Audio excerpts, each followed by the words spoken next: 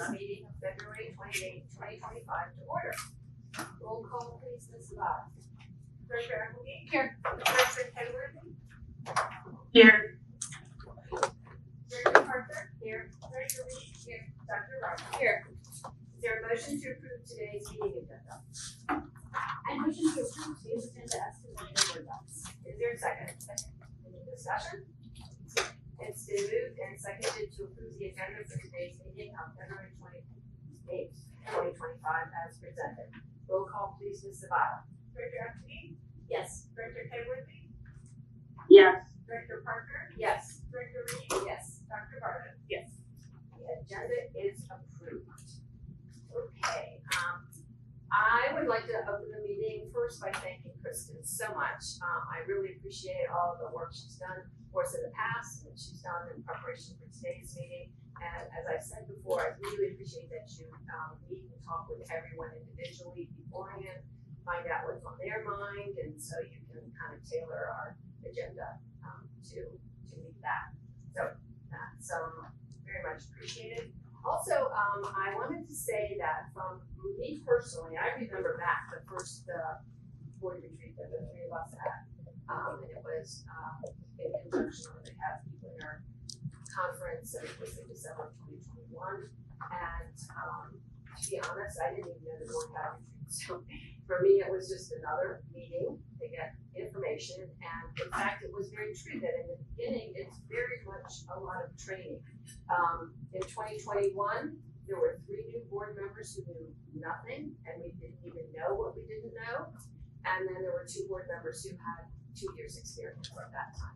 So it made me start to think that the nature of school boards, especially in Jeffco, when we have a 5-member board and we have elections every 2 years, that there comes a time every 4 years where you've got a majority that have no experience and really need to be brought up to speed. And it is very much, getting it from a fire hose.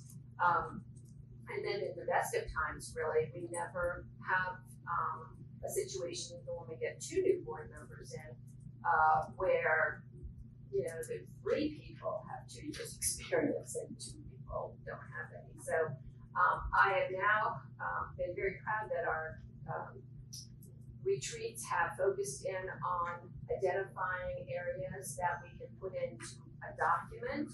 We've got the toolkit now for new board members so that at least the processes and procedures and things that we've identified that would be helpful to know, we have a document and we can update it and we can refer to it.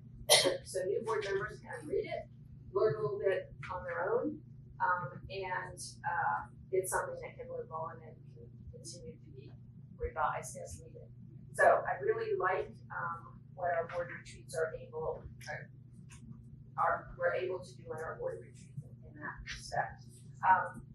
So after we get the fire hose of training as new board members, then we can use these board retreats to identify areas of concern, to improve processes that we have in place, or even identify new ones that we think should be documented here. So that's where I'm looking to make some progress today in our board retreat. And then the other thing, this is kind of funny since I was going back and looking to what life looked like when the 3 of us first got on the board. There's one general board meeting every month, and then you've got a study session and then 2 board retreats in a year. Well, I looked it up, my calendar, just go through the Outlook calendar, and for the first 4 months of our new boardship, whatever, from December 1st, 2021 to March 31st, 2022, on my calendar, I had 92 calendar events in 4 months. So if we think, got 1 board meeting a month and whatever, no, we're 92. It was a whole range of things from Zoom meetings on COVID, so that brought up COVID. We were still dealing with the tail end of that, to school visits that in the beginning you really, heavy loaded on that. So anyway, it was quite an eye-opener. So the last thing I want to say to my other board members is I really appreciate you. I do not have a full-time job. I do not have areas that I am responsible for and helping. And I know how busy my schedule has been and how challenging it's been, and I can only tell you I appreciate your commitment to this board and how much harder it must be for you. So with that, I'm gonna turn it over to Kristen. Thank you. I appreciate that. So before we dive in, I want to ask you all a question. I know when you're meeting in your board meetings, you use a formal protocol and address each other by last name. I'm only engaged with you on a first name basis. How would you like to engage today? And we're happy to go either way first. Okay. I just want to have your permission to do that. Thank you. I had to write down. Like to correct her because I'm just so used to each of your first names. So thank you. All right. So here's what we're going to do today. We have set up a kind of multifaceted retreat agenda for you again. And there's three primary goals for time today. So we lead conversations with each of you leading up to this. And there's a desire from each of you to really continue to look at strengthening the dynamics. How are you working together? And so we're going to do a deeper dive. We're going to build off of the work that we did in August. But we're going to do a bit of a deeper dive into your dynamics in the form of team agreements. It is only as strong as you all decided to be. And so we'll spend some time in that space. And I'll give you a few tools that hopefully you can use as you carry on and work together. And then we're going to talk about how you work together from a processes perspective. And as you can very acknowledge, the toolkit that we'll take a look at, spend some time in, and find out what is doing well for you right now and where do you need to double down and take a closer look either topically or process-wise. And then you've got some time with some guest presenters to dive into the space of local funding mechanisms from the perspective of learning and then some conversation around that. Okay. Any other questions, please? How come we don't have the board toolkit as a resource today? Like it's not in our agenda, we haven't been sent it, and I think there's been updates. Yeah. Like we haven't, I don't think I've had a chance to review that before this discussion coming. Yeah. It was sent out, I know, a while ago when they talked about the board retreat. And I just printed it off and It's linked also in Board Docs, but yeah, we have to send it out twice in board updates. Do you know which date? Yeah, so acknowledging, we like to move everything out a week. So certainly if you had a chance to look at it, it would have been. I just would have thought it would have been in the agenda. Yeah, it would have been out. and I think that's a good point, maybe. Is there admin content in the agenda, there's a link to it there? Is there, Are you logged in? let's see. It's an app online.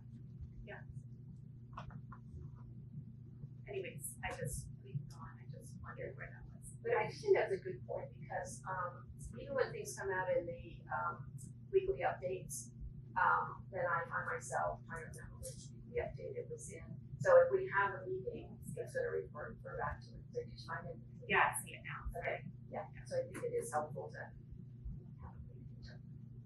Which it is. Yeah. Is that what we just realized? It's just the admin. Yeah, it's an admin content.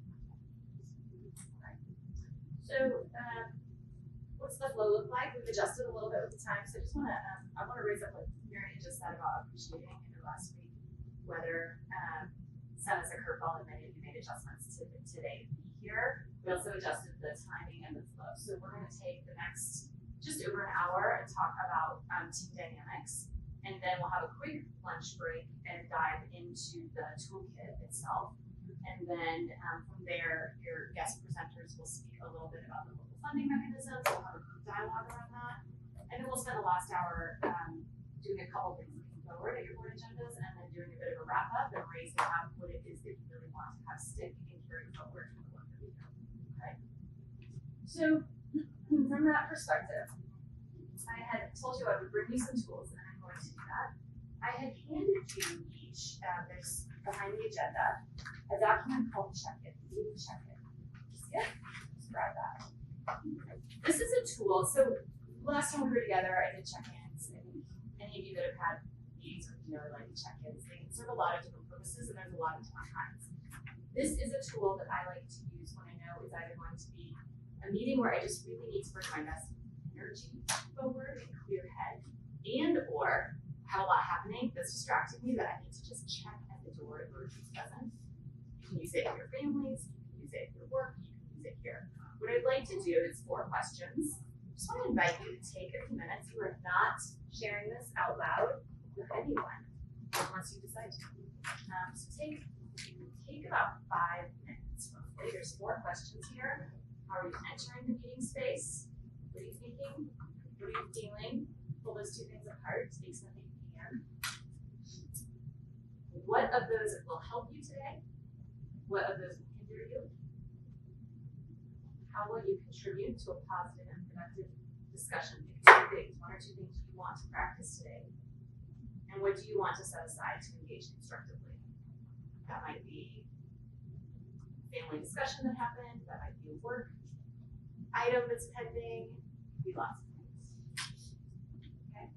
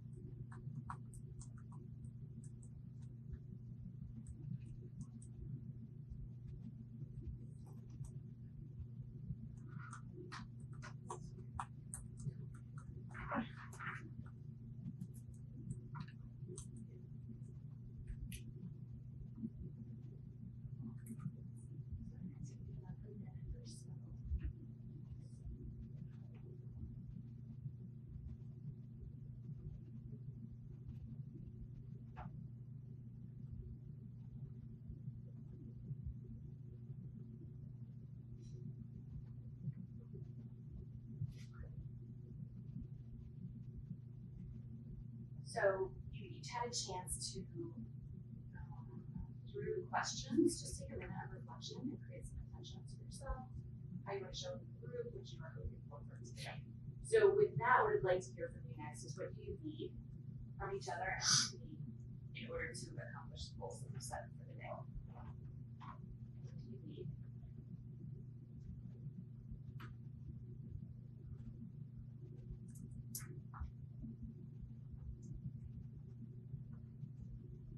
Say that again. What do you need from me, from you, or from each other to accomplish the goals today? The goals that you presented. Strengthening team dynamic, clarifying ways of working. What do you need for this to become a productive space for you?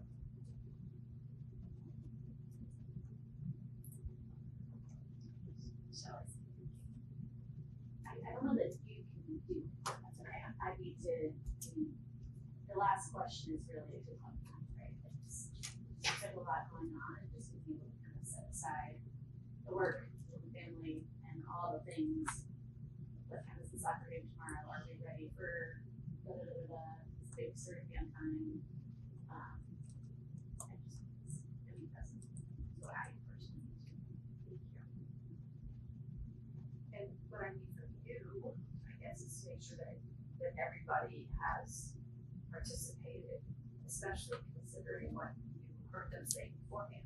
So you might know something's on their mind and they haven't brought it up yet. Just make sure it is brought up. What else?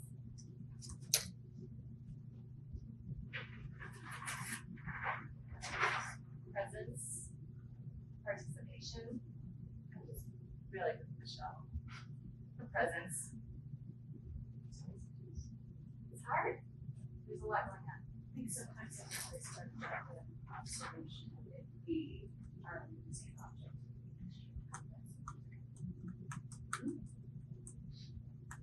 Great. Erin, what might you need from the group? I need you all to speak up so that I can hear you when you're talking. Okay, got it. Thank you. Have you been able to hear much of anything so far? I've heard probably 80%, but there's some words that are getting dropped and Okay. Thank you for the reminder. Will you please jump in at any point if we start to mumble? Yeah, I don't will. think I know Thanks. where the mics are. We'll keep an eye on that. Thank you. What else? Anything? Presence, participation, objective observation, which I'm happy to provide and you all can provide what you're seeing, and making sure we are aware of our volume. Okay. All right, so we have that. So there's one more exercise that I want to assign, and then we're going to dive into some of our work. This one actually came from Michelle and your experience at Casby, so I'm going to ask you to share a little bit of your experience, and then we'll take a look at the exercise. So, when I attended my very first Casby retreat, there are these little sheets sitting on our desk when I got there. And the assignment was really it's called the acknowledge and enroll.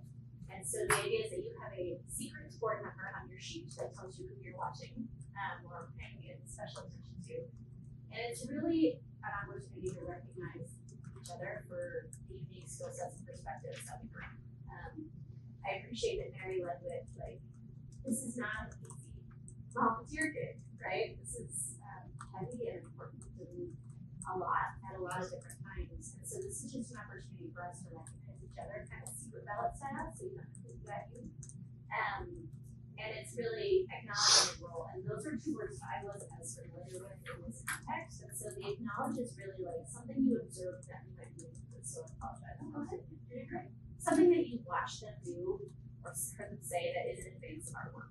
So it's really put the focus on, like, Paula, I really heard you step up for this thing, and I thought it was really powerful and giving us. And the second is recognizing the skill or quality of theirs that is going to help us be successful. And so it's a little bit of like, it's very much recognizing the skills that we're bringing to the table, in particularly to the board member. And I was amazed at how powerful it was at the end of the Casby retreat, because we all bring such unique skill sets to this role. And it's the combination of us together that I think makes us really strong. And I think it's great to recognize. So I suggested it to Mary and to Kristen, and I actually have one framed in my office at home as it's like really supportive of what they wrote. And so I just thought it would be still like that. So you each have in front of you the kind of worksheet that Michelle just named with someone's name on it. It'll pay a little bit extra attention to, and then we'll do some sharing at the very end of the day with space, okay? And I want to raise up what you just acknowledged, Michelle, which is we don't often have time to do this kind of thing. And so in my conversations with each of you, you could acknowledge that, gosh, the group as a whole, each individual brings such interesting perspective and experiences and so forth, but you are appropriately in a board meeting focused on the content of your we are going to spend some time focusing on how we work. Both of those things matter, and so that's a little bit of what Michelle was naming in that observation piece. Any questions on that? I'll kind of try to remind you as we go through the day, but do keep an eye out. Okay. All right, so let's talk about board covenants. Really what we're going to talk about is team dynamics. And the reason I keep bringing board covenants back up is because that's the policy that outlines what you agree to do with each other. It may not be comprehensive. There may be more aspects, and that's what we're going to start to flesh out. And most importantly, it's a statement, and each of us interpret statements differently. So we're going to try to get at what does it look like in action? What do you need from each other now? What does the district need from this group now? Through the lens of the covenants. But before we dive into that, I want to give you a couple of tools, just as some background. So I think I hope you remember, we were together in August. Aaron, apologies, I'm gonna work off of a flip chart page right for just a second, but I'll talk it out. I gave you guys that groupie model as a tool for any group, any team, right? It applies to any family system, work, organizational level, team level, etc. And the concept behind it is that every team has goals, roles, processes, and interpersonal relationships. And it is purposefully built with interpersonal relationships as the foundation. So when you're building a team, ideally, we don't often have a chance to do this, but ideally, you start at the top and work your way down. When you're forming a team, you start at the top and you say, what's the purpose of the team? Those are our goals. What are the roles that we need to have in order to fulfill that purpose? What are the processes that we intend to use? How frequently do we meet? How do we share information? And what do we expect from each other and how we engage? When you are in a group, you start from the bottom and you work your way back up to look at how you're performing. And it's because how you engage impacts what it is that you're doing. Okay? And so when you look at this model, 3 of the 4 topics are about the how. Maybe 2.5, but at least that, right, are about how you're engaging. And the what is captured right here. Okay? Another way to think about that is in the view of an iceberg. This is a super common metaphor. I'm guessing you've seen for all kinds of things. But the concept is there's something above the surface that's really easy to see. There's a whole lot underneath the surface that, unless you choose to raise up, may be really hard to see and understand. And so we're going to spend time down here. So when I think about groups, I always think about content. What are you doing to process? How are you doing it? So we're going to stay in the process space. How you're doing it is informed by a lot of different things, and they're constantly changing. And so it could be everything from your roles, both your formal roles within the structure of this board, and your informal roles, as well as your membership in different groups and your identities that you associate with those memberships. And I think of these things as dials, particularly that identity piece. And an example of this would be if I have a group that I'm a part of. If I'm in your board, I have a group I'm a part of that's outside the board, but it informs how I think about the work I'm doing here. I'm bringing that identity with me into the board. You all may just see me as another board member, but I'm actually working off some identity assumptions that I have about myself. So I think that's a particularly important one because so often it's almost subconscious. And yet we look at each other through the lens of one identity, right? A colleague on the board, there's a whole lot to it though. Where does power and influence exist? How is it manifesting in the group and around the group? Does those influence? And then again, what are you here to do? What's your individual understanding of the work at hand? So all those things impact how it is that you work together. So I just want to give that to you as a tool as you think about, first and foremost, your own response to some of the dialogue we'll have next. But also trying to understand and frankly hold a little bit of grace for each other, recognizing that there's a lot that each of you is bringing into this how part, right? Stylistically, experientially, etc. Any questions or comments on this as you think about it? I would only add that the identity piece to me could be multiple identities, right? 1000%. Yeah, and I love that you named that. So Michelle, I'll even give you guys an example of this. I was talking with a client yesterday, and they have 2 different organizations inside the company, and they have a program that's drawing resources from those organizations. These 2 organizations are set up to compete against each other. The team has a shared goal, ideally, and most of the time they're working toward it. But situationally, their identity dial back to this core organization may be dialed up or down. And how they dial it at any moment for a gazillion different reasons influences how they show up in that moment with the team, right? And so yes, that's one identity, your own personal experiences, but just certainly, I also think it's not static. It dials up and down where you are, what you're doing in this round. Great comment. Anything else? Does this resonate for you guys as you think about your other life teams, whatever groups you're part of? Yes. Okay. Erin, anything on your side? You good? I just want to clarify when we're looking at this, understanding group dynamics. When we're talking about specifically as it applies to us as a group on the board, does this conversation just include the 5 board members, or is it broader than that in any way? Love that question. Such a great question. What do you all think? Well, I think, especially in leadership, when you say where does power exist, I think that's always a question of what's the power of the board versus the power of the superintendent of the district. So I see that going beyond the 5 of us. I think it's really hard to isolate. Completely. Like I definitely think there is the group dynamic here in the board. I think there's a broader group dynamic that's also important. So I would split as 2 different. Yeah. Sorry, Erin. Go ahead. Layers. Layers, yeah. I was just trying to visually represent what I think you were saying, is that it's layered. Right. The group dynamics must function well. So apologies again, Erin. I'm gonna work on a flip chart for just a second. It is what you're naming is this idea of systems, and you all are a part of it. And it, in this case, is what? District. You intersect with other groups, and there's overlap in some cases, right? Because you have Superintendent Norland sitting right here as an intersection point for you. So your group is never isolated. You're right. It is always operating, sometimes in conjunction with, and sometimes inside of other systems.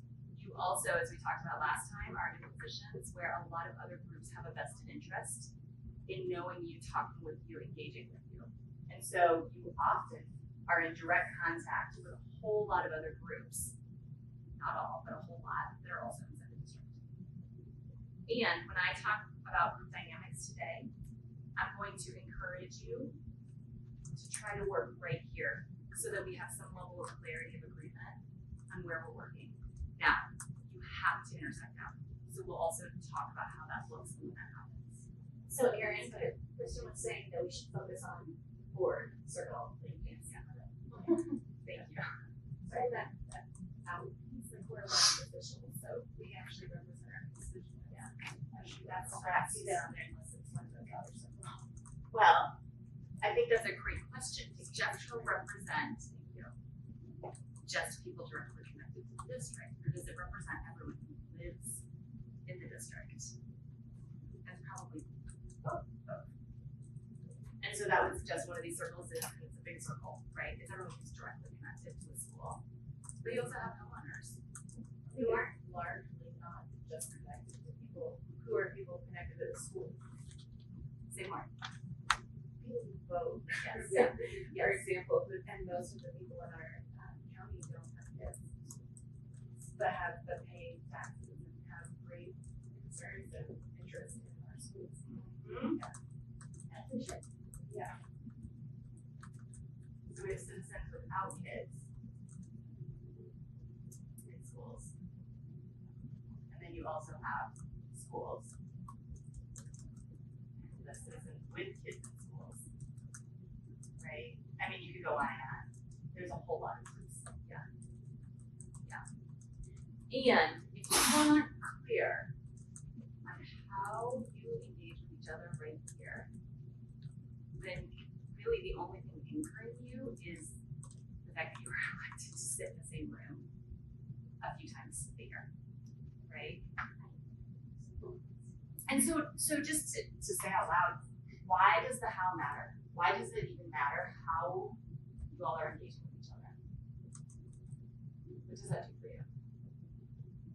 Well, when things aren't working well, it give the breaks. It was really hard to get things done. What's the implication of that? Well, we're elected to not do anything. I mean, there's an expectation. And, you know, to me, that is, that, you know, that we upfront had some say in the strategic plan. And, you know, those visions and values and all that work that we did. But then it's also making sure that we are fulfilling that, that we're taking the steps that we need to take to do the things that we said we've done. I just want to put out there too that if it's not working, our dynamics among the five of us, and we're a volunteer position. Me personally, I'll start out now too, it's so frustrating, it's so depressing sometimes that I ask myself, why am I doing this? So it really, really impacts your personal feelings, motivations, and investment in your work. And so the how directly impacts the what. That's why, right? That does not mean, are we really clear on this? That does not mean you all have to agree on interests, on the answer. But how you engage with each other, how you engage with dialogue directly impacts the answer itself eventually. And to your point, Paula, how quickly you can move to an answer.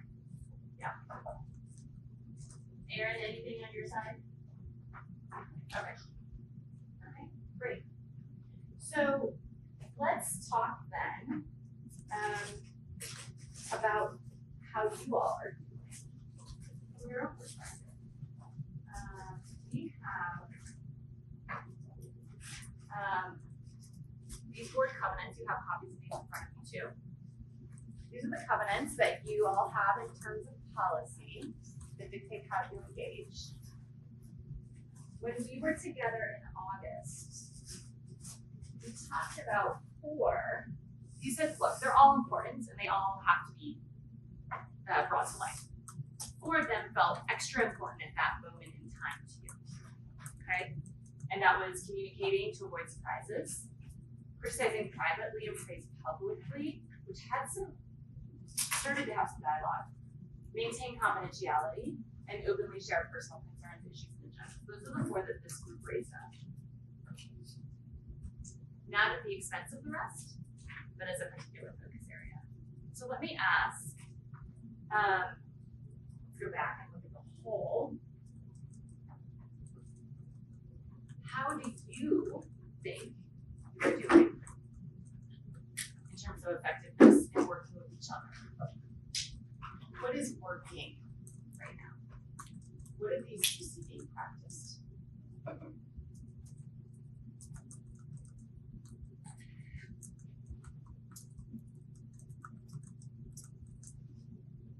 ask each of you to put your voice in the room on at least one thing that you think is being practiced right now.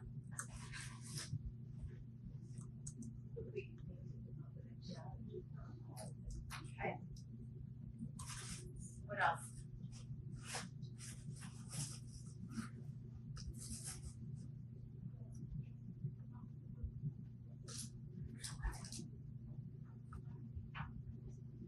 I think we're pretty good at giving direction. I don't think.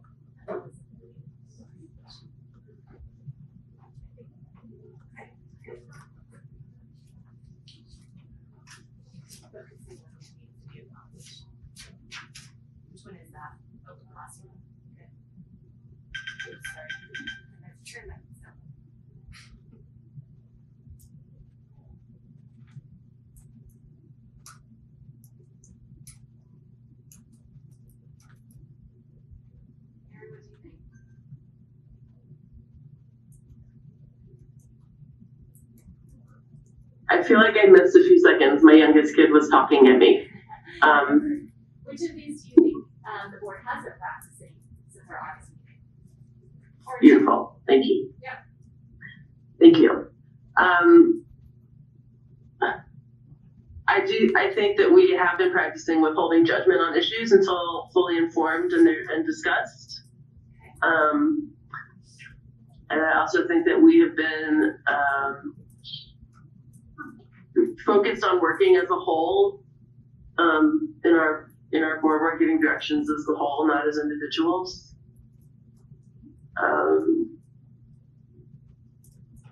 Those are the ones that are jumping at me right now.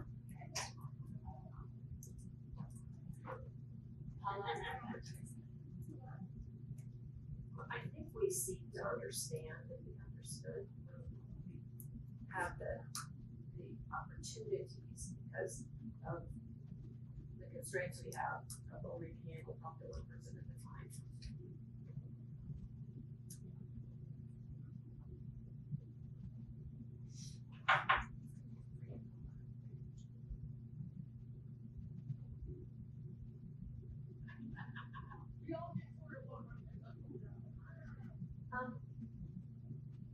I think certainly hope that once a majority decision has been made by the board, that we are supporting that.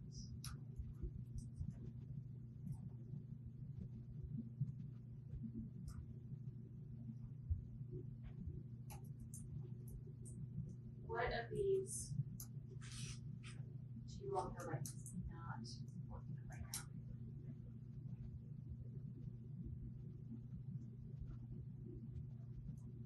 I think, and I'm gonna own that looking back over the last 3 months, I feel like I'm part of the problem, so I'm the only one right now. I think there's a breakdown of honesty and trust.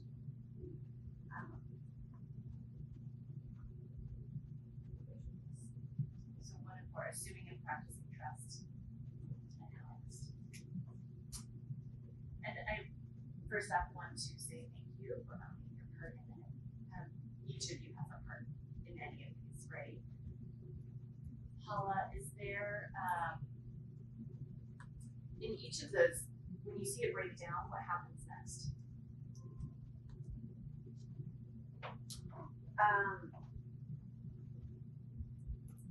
I think for me, I can really only speak for myself, but I'm usually the kind of person that just tackles things head on and is super honest and gets right in there, and that I have not been doing that. It hasn't felt safe.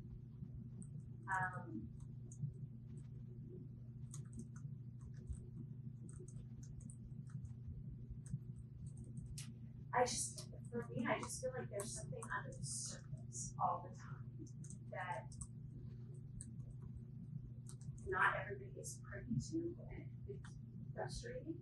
And realizing now that probably, I should have been better about looking to the surface instead of keeping it under the surface.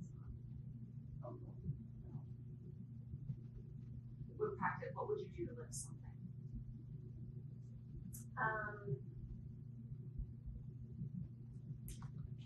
I think I should speak more directly to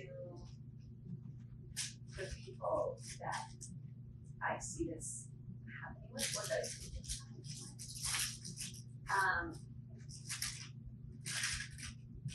to give an example, at the last board meeting, feeling like I got hit by something, like literally seconds before we did the question meetings. And having had no idea, it didn't ultimately have me big thing, but and feeling like I was like two people were kind of jumping on me at once about that, so I'm like, what the heck is even happening? And then I'm like, Mary should at least know that this is gonna come up because she's the board president, and she should at least know that okay, this is gonna be an issue. And then I felt like I had a third person there going, well, yeah, I know about this, you know, and I'm like, okay, so 3 people had a conversation and the 2 of us weren't part of. And that just feels really uncomfortable and probably what I did was I shut down at the meeting and just was like, okay, whatever.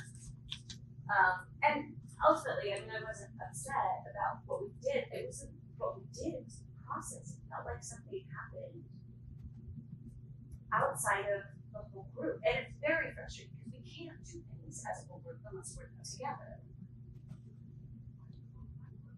But, you know, my understanding of how we're supposed to function is that we shouldn't be having extensive conversations with each other and sort of taking positions with each other before we ever walk into the meeting. That's like part of the whole open meetings thing, base issue thing. And I could be off base completely. It could be not even happening. It's just, I kept wondering, I had that feeling, and then I was like, it's probably just me, and I shouldn't even talk to people about it because that's not healthy. That's just fuel the fire.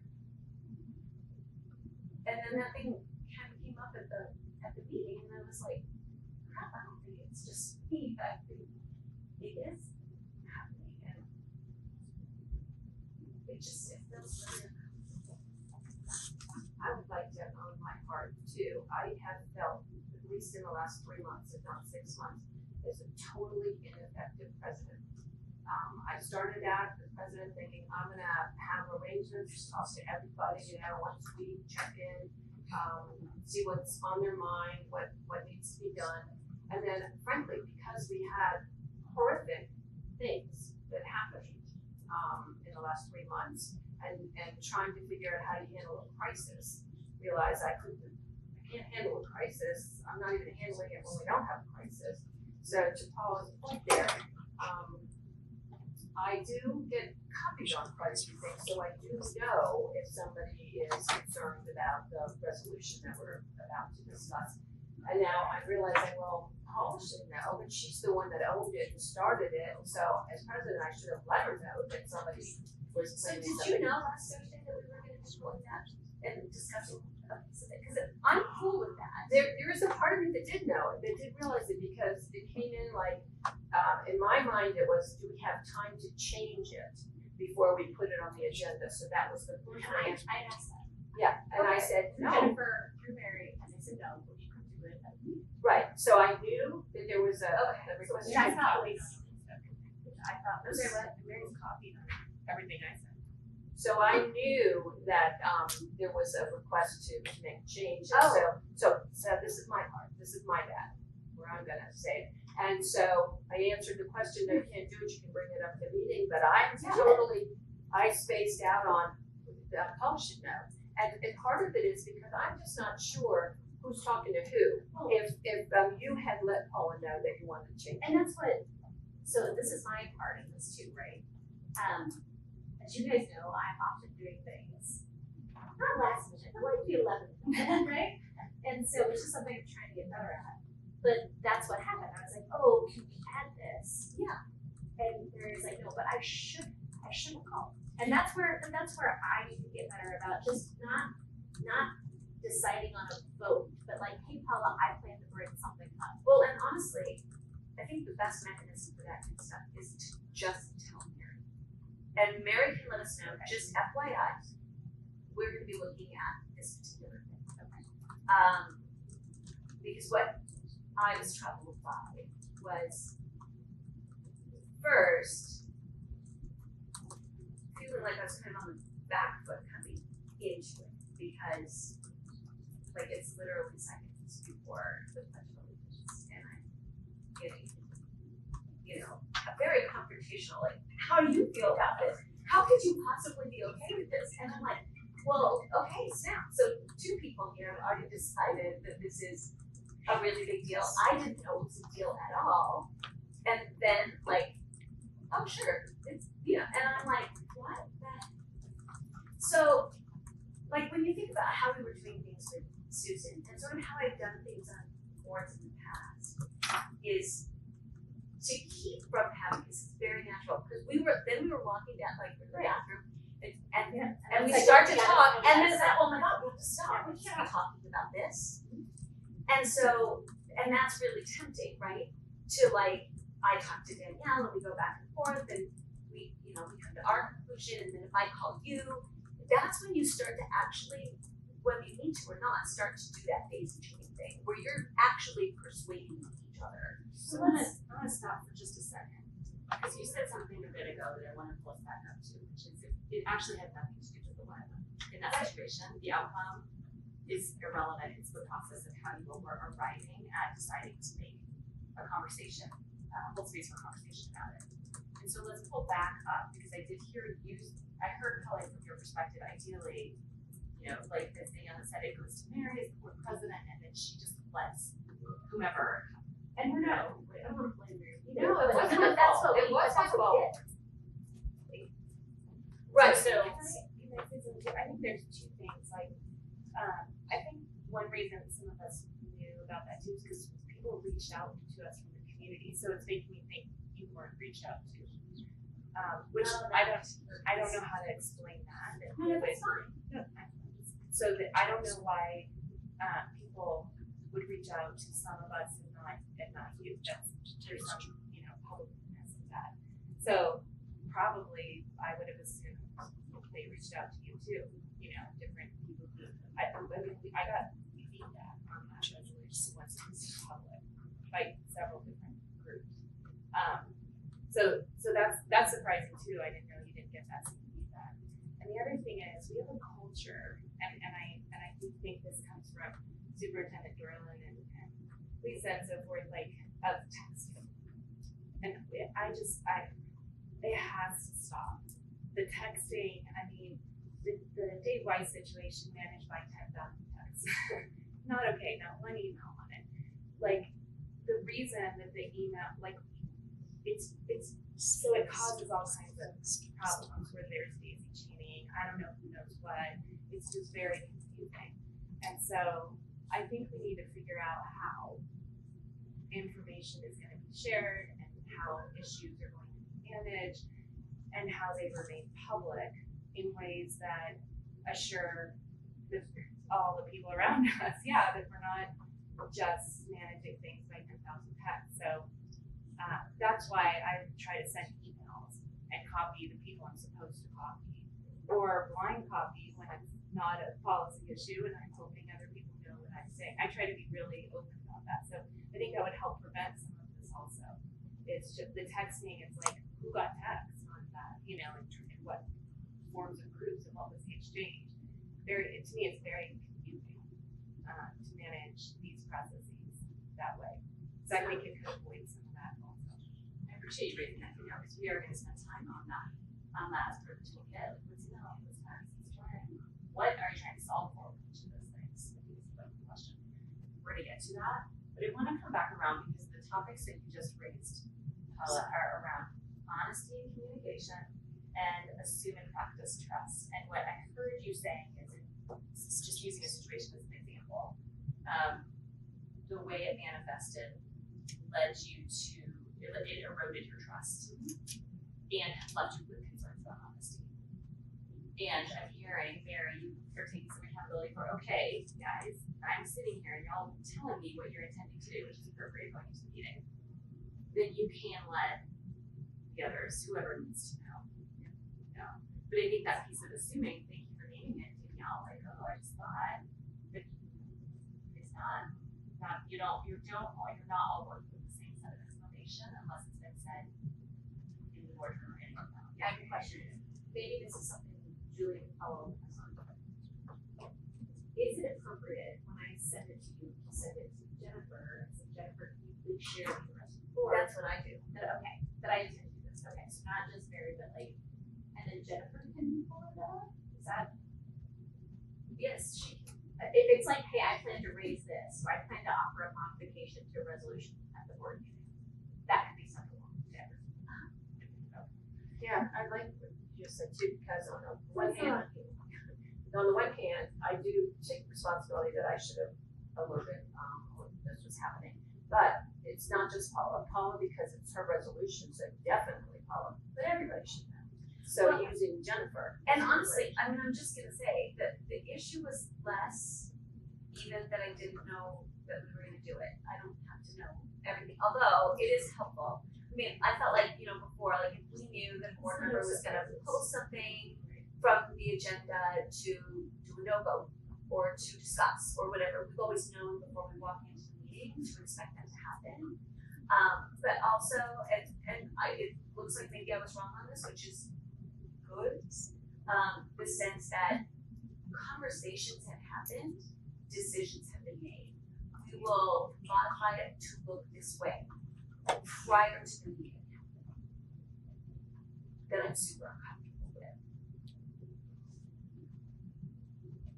Like, you mean like when I was like, oh, I have the language? Because I did that in the meeting. Right, no. Oh. No, it was,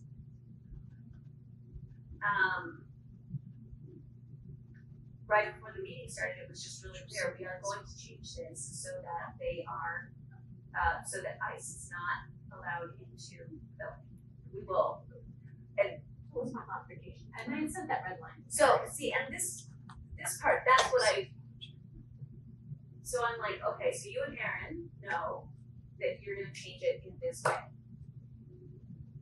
How, but it looked like no one else was I think part of Aaron and that. I knew the topic, we talked about the topics. And then the process happens. And the process happens in public, because that's how it has to happen. No, I totally, yes, that's exactly, and I felt like the process hadn't happened in public. Because I felt like that decision was made ahead of time, and I'm owning it, that I felt this way, I could be wrong. And I thought the process happened exactly as it's supposed to. So, but again, I think we all had information that you didn't have. right, to And me, it just even looks like starting a with decision had been feedback made, from the if we're gonna change it this way, we all, at least 3 of us know that. This will be the decision, and then we're gonna walk in and we're gonna make it public, that that's the decision. Oh, see, and that's where I would disagree. So I didn't know that there was a decision. Because Right. what I had said is I had said, Mary, this is my red lines. I reached out to Jennifer and said, I'd like to propose a red line. Is it too late? And they said, yes, it's too late. But bring it to the meeting and we'll talk about it in public. And so Absolutely. the red line, that no decision had been made. That was just my suggestion. Yeah, and that's fine. Obviously, I misperceived that. It felt very much like I was walking into 3 people who've already made this decision. And so now it's a board decision, like that's the board majority, so okay, there we go. And it's, it's not even like that I wouldn't have made that same decision or gone along with it. It was just like, this feels uncomfortable. It feels like a decision was made outside of a board meeting. And that was the part that felt uncomfortable. And Thank you for it's saying not that. the first time that I've sort of had this sense that like in-depth conversations are happening, conclusions are being reached outside of board meetings, and that feels really uncomfortable. But it is hard because we have formal meetings twice a month. It makes it hard to be nimble. It's one of the reasons that we have a slow response to the data situation. We have a slow response to getting a resolution together because we don't have opportunities to talk together. So I'm going to pull you up again and say thank you for using the situation to explain some of what comes up for you. Paula, when you were talking and sharing that, something came to mind I want to just name for you all, which is this idea, you might have come across it already, but it's called a ladder of inference or a ladder of assumptions. So you take the data that's available to you, including your own gut feelings, and then you're like, well, the logical conclusion to that data is this. You draw a conclusion, and then you start making, you act on that conclusion, right? And that's, I think you named, like, at the beginning, actually I'm gonna own my part in this, but you had some data, others made it as the same assumption on a different ladder. Like, oh, she has this other data too, but you didn't. And so then you're moving up. And so my question would be, at what point do you all want to say, and how? Do you say, hey, I made an assumption, I need to check it? Yeah, absolutely. Right? Well, when and how do you do that? And I've definitely had feelings of like, oh, everybody seems way on top of this, and I'm not. Or, and there's been situations where I have not had all the information as well. So I appreciate that. So the problem is we don't all have the same information. That's what I'm hearing.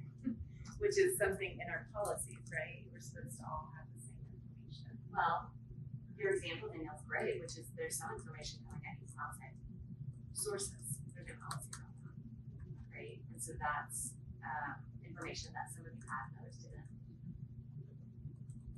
Well, and sometimes for some reason, and this is just, human, dropping that piece of, dropping a piece of puzzle that we're all given. So like, I think about in the data situation, when we, and I'm not gonna talk about the specifics of what happened in that exact same one. But where it was like, I walked out there going, how did I know all of this? And no one else did. And it was in an executive board update that we all got on the 30th of December. When I went back and looked at it, we all had all of that information. So sometimes it is on us that we just can't get through all the material, and I will own that. Absolutely. Yeah, it's hard, isn't it? Or you forget, like you forget. Yeah. You forget that it was there. And that's very real. And like, the toolkit. And we all had a link to the toolkit, but if you didn't get to it right away because you were busy, and you don't go back and reread the board update 3 times a week to make sure that you got everything that was on it, then it drops off the radar. But that doesn't mean you didn't get it. So we have talked through with using Paula's example of some of the challenges that can happen when we're making assumptions on behalf of each other, for sure. I want to acknowledge as well, there was a topic that Mary had raised of like, hey, being more effective in her role as board president and giving you all what you might need, which I heard colleagues say back, like, yes, please, I think that should come from Mary, back to the person, etc. Because everyone, I think it's important that Mary hear your feedback on this question. Of what role do you all need? The board president happens to be Mary in this moment to pull her out. What do you need the board president to be doing to facilitate some of this? If you were sitting in that situation where Paula was, and you had thought, we're bringing this thing forward, and like, here we go, there was some other interests around the table discussing it. What's the role of the board president?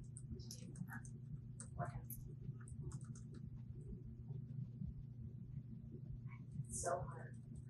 Like I really think that is so hard because in a, I'm gonna call it the ideal world, which I don't think is the real world, and I want to acknowledge that, which is why I say maybe there's a role for Jennifer to help distribute. It would be, yeah, hey, Michelle plans to raise a red line to this, just FYI. That's coming. To be a hub, right? To be the hub to all the folks. And not in-depth discussion. No. And not like, what do you think of this? Right. Just so you know. We could have a process or something that when somebody has the intention of bringing up a modification of something we were gonna vote on, that board president and Jennifer get CC'd on it, and that is an indication that Jennifer should let everybody know. Someone has indicated they want to modify something. Agenda, resolution, whatever it is. Well, and but if something comes up in the moment, it should be prohibited Of from course. breaking it. Sure. Absolutely, sure. And is it the role of the district staff in this situation, or is it the role of the president?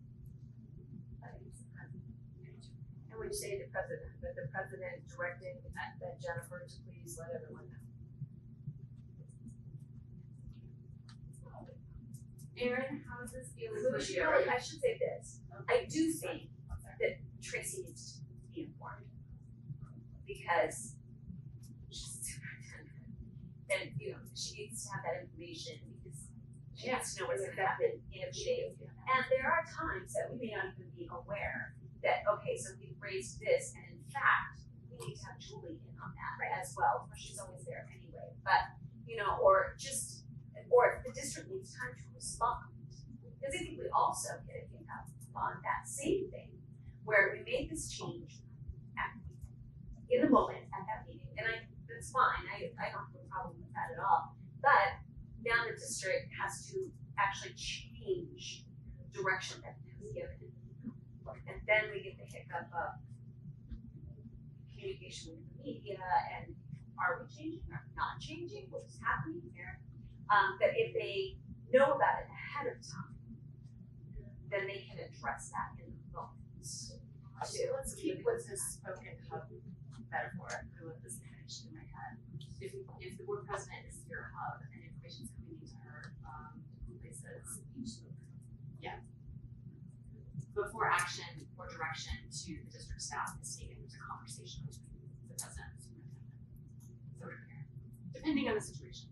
I absolutely think the superintendent should be on the information, but I don't think that would preclude the action that the president acted. Because they could have had a conversation, but I was late, and I think it would have been more helpful to like, hey, Michelle's gonna do this. And then a conversation, and then Tracy and I could have talked about it. I mean, it's one of those where it's like, I'm, in my work world, bureaucracy slows things down, and we already are at a disadvantage of time, right? And so I don't wanna Anchor it down. That conversation should absolutely happen, but I don't know that it has to happen before it gets sent, especially with timeliness. For awareness, not to dictate action. Right. To Danielle's point, you're moving the conversation back into the room. Right. Where it's supposed to be. Right, and that's where the conversation is in public, and, Well, but it's, the hub and spoke is fine, but we talk to each other. I might not begin my thoughts on something with Mary. I might begin my thoughts with Michelle and say, this is where I'm at with this, where are you thinking?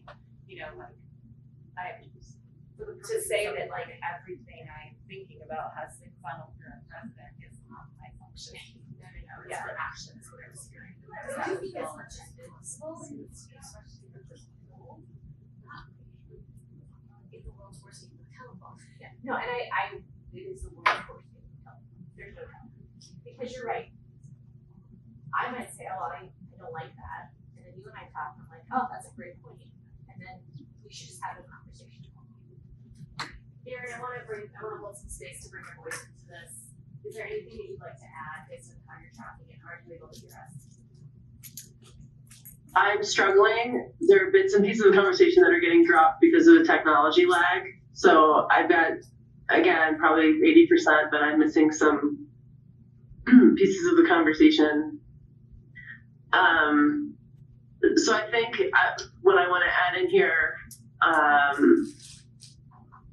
is I did not know the mechanism that Michelle was going to use in the conversation on Thursday at our last board meeting about the resolution to change the order of the language. But when she proposed that, in the moment, I responded with what I was actually feeling. And that's informed by my work in the past. And I shared that at the board table. So I think I was being responsive in the moment, and I think Danielle then hopped on in support of what I said, but I can understand how that would feel like something had been coordinated beforehand.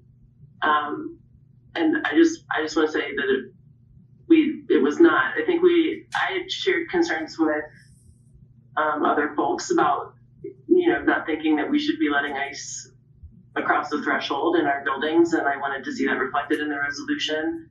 And we were working on our own, language of the resolution, which is a clunky process. And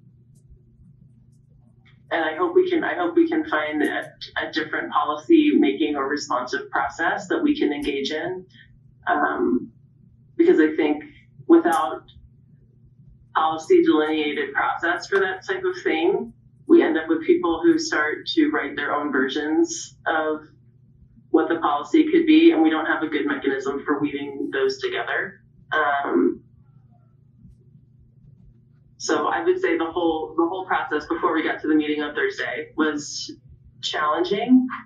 And I agree with Michelle that we received so much information that reading it and staying up to date and like moment by moment is a challenge, especially for those of us who are busy with kids and life and other things, and remembering that this is a volunteer position.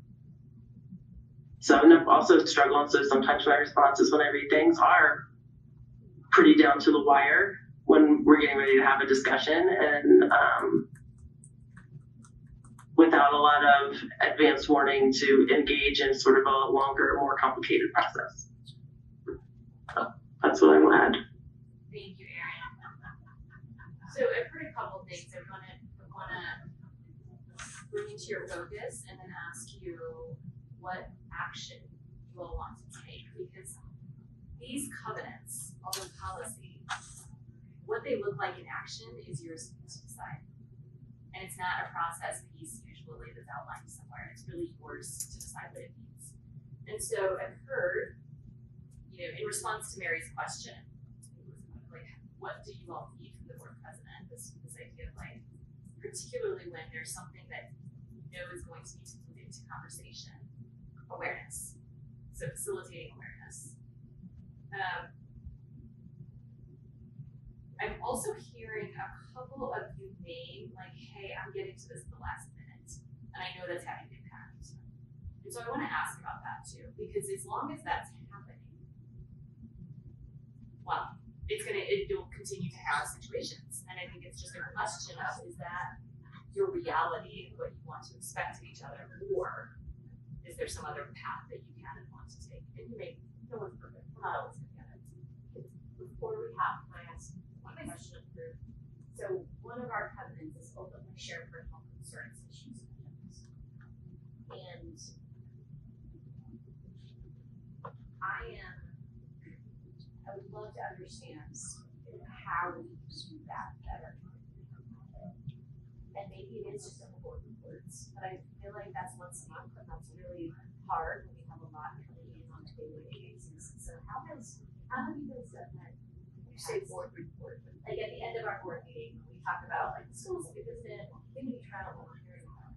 So how, you guys do this a lot longer than I have. How have you accomplished that? By openly being publicly? I don't know. I'm just looking at our covenant. I think we started off in a fairly healthy place on that. I think over time misunderstandings can happen, and then you are making assumptions, and you are, you're having reactions to those things. And I know for me right now, I'm feeling like, obviously, well, and I said this to begin with, I just needed to be more upfront to begin with. It would have helped if I had just said, what's going on, right? Like I said, I gotta own my piece of, that.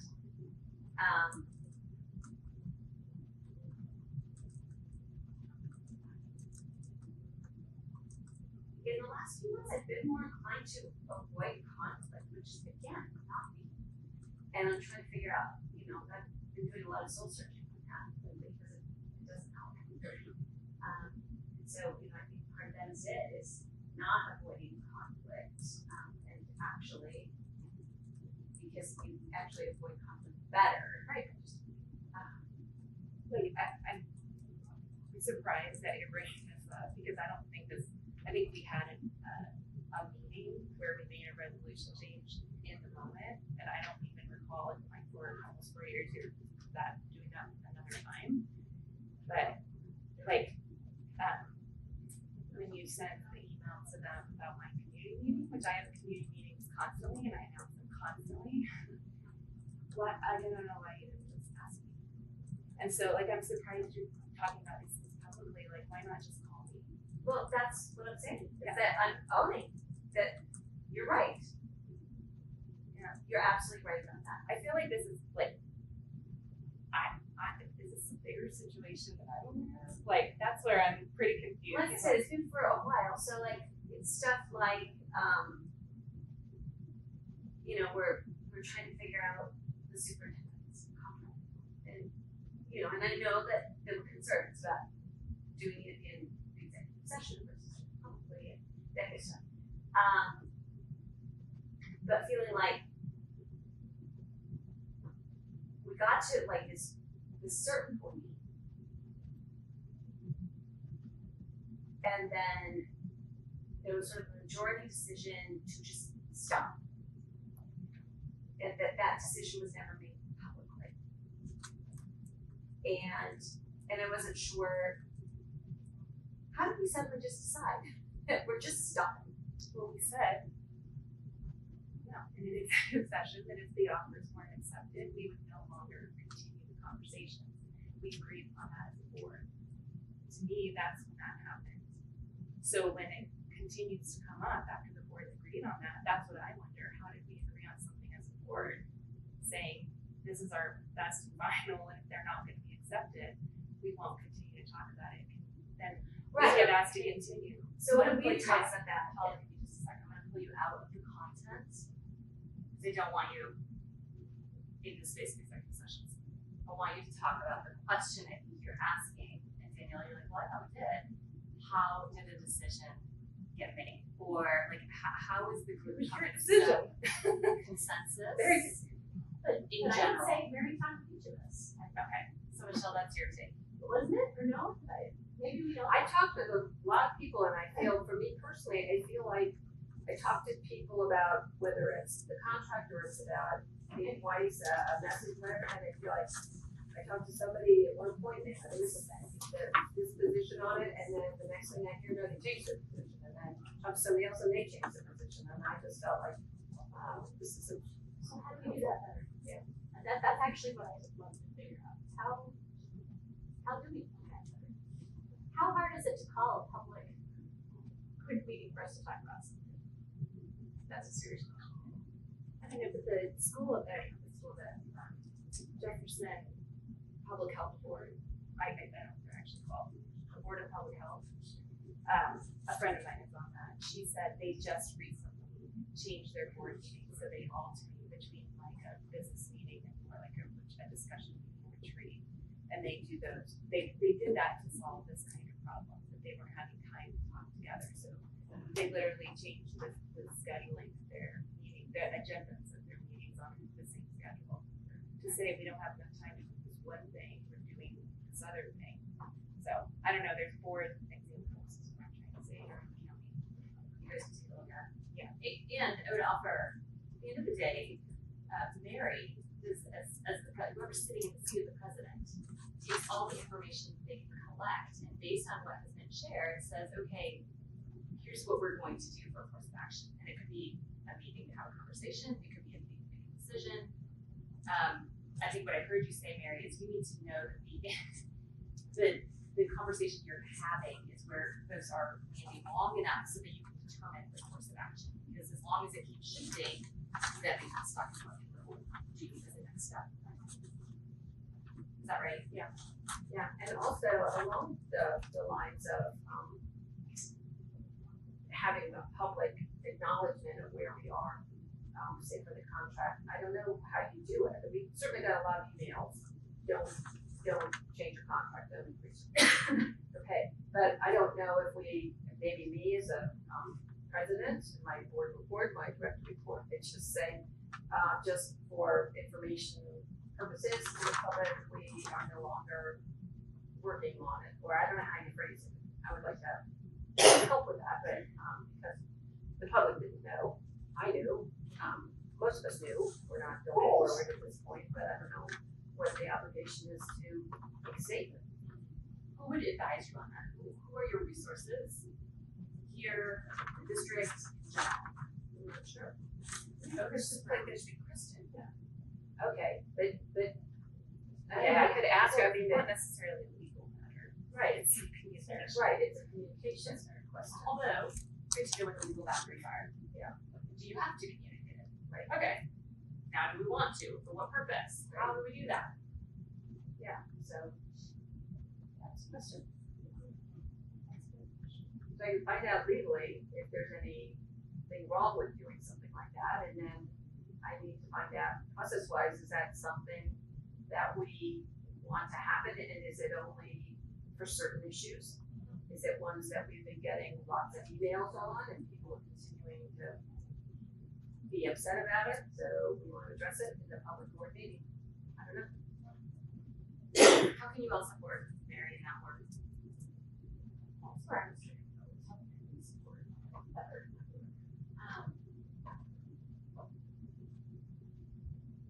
I know I'm part of the problem because I'll talk and then I'll go read the board notification that it was a Mary's. Oh, that Mary's like, well, we got it here. Let me go read. And I'll be like, Mary, not worried about all this. So I'm part of that problem. And I'm sorry for that. But and this might come back to the question you asked a second, but I totally different. That's okay. My apologies. Is I can make more of a commitment to you all as fellow board members to try to be more on top of things so that I'm not getting judicial from having different ideas. I mean, that's something I can try to do and probably ask each of you how you've managed it over the years because you guys have been doing it for longer. And that will probably help some of my reaction time. I won't be perfect, so please bear with me and give me a little bit of grace, right? But Michelle, so much of that out of your control. We had a study session within, and then there was time before we could make the document public, just cleaning it. And then people read it, and then they get back to us, and now we're 3 days out. 2 days out is when I made a comment on it, and I don't see how we could have done anything any faster. Well, but just more in general, I mean, the overall, like, and maybe we need to have more of these discussions. I was really, something that I was really proud of this for is we had the initial, when you made the original draft, and I offered deadlines to it, it was all very public, and I thought that was great. And then in the meeting where we revised it again, like I'm proud of us for doing all of that. And so maybe the answer is, like, and I don't know how we would set that. Well, we added in a time to go over the consent agenda, which has been, seems like we should be able to add in the time to just talk about it. But how do we do it when it's a month away? Because that's what's hard, is there are gonna be things that come up in our study sessions that we then have to act on and vote on quickly that we aren't gonna be able to take the time to apply in that same space. And so that's what I don't know how to solve. Because I'm not afraid of having some of these deadlines. I mean, this is a public meeting today, right? And so, but to your 93 events, it's like that there is a lot. So how are we balancing when it is time? And Mary, maybe that's a call that you and Tracy make. That says, hey, there's, I'm hearing from different people, maybe we need a 30-minute virtual public meeting to talk about this. I don't know how hard that is. It's gotta be noticed 24 hours. Yeah, but I'm going to just jump in for a second. I think what I'm hearing is some more time that's less filled with agenda items that are like board business, and driven by staff, and just more time for you guys to be able to talk about what you're hearing from the community, be able to work on whatever topics might be of the board's interest. And sort of less structured time. I don't know if that's what you mean, or that's what I'm Yes, hearing. I think yes, and I think a process that we can all agree to with you that says there's something emerging that we can't wait 2 weeks or 3 weeks to talk about, right? And you know, Barry can say, I'm pushing the green button. We need something in 3 days that gives us time to notice it, it can be virtual. I don't know. I'm just saying that maybe a process. One of the questions I had when I first got on this board compared to other boards I'm on, the other boards had a new business section. Was, you know, it wasn't predefined. We didn't know what it was. It wasn't on the agenda. It's new business. Anybody can bring it up. And I asked about why we don't have that in the school board meetings. And Matt from CASB said, oh, well, you know, can open yourself up to a can of worms or who knows what. He was just kind of cautious about doing that. And he said he didn't advise school boards to have a new business section. But I don't know, maybe we should experiment with it. A question might be what boards are doing it, possibly. Probably not the first to ask the question, he has an opinion on it, it was informed somehow. And so it might be interesting to dig into a little bit. Maybe just like resolutions. Right. What else, in terms of, I wanna come back to, like, how are you committing to each other, and I've heard a few things, commitment to just, again, try to stay in front of the information to the best of your ability, and importantly, when Mary's asking you your position on something, say like, hey, I actually need to read it, so like, give me a day, and I'll get back to you. That's actually Right? And so that Mary can work with more accurate information on just where the group is, because again, you're not looking for every single person to arrive at the same place. She just needs to know, are there enough of you in a place that you can have a dialogue that's informed, right? We've talked about Mary being the hub of information for awareness purposes, particularly in terms of, the situations where you all want to have some conversation about something, making sure that the appropriate board members are aware of that in whatever way that needs to happen, maybe a phone call plus the emails that Jennifer would be sending.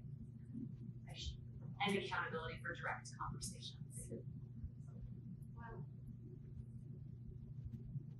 But that's a two-edged sword, right? I have few end of conversations that better. I mean, there have been a number of times that I've talked to individuals on the board that I've been in that conversation going, I think we should talk about this together. I really think we need to talk about this together. It's like, well, but what do you don't you think we should do this? It's like, I think we should talk about it together. All of us.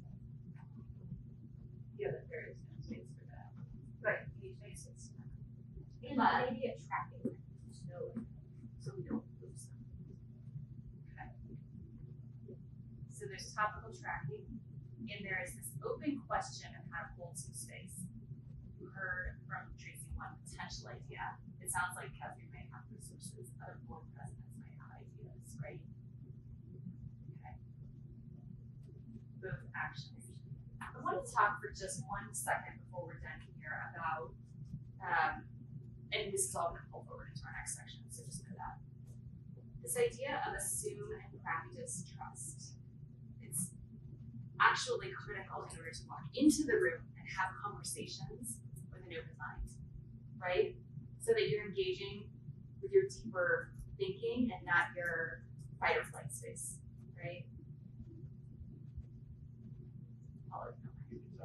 Use the word trust. What builds trust for you in this setting? I think the biggest one for me is demonstrating trust.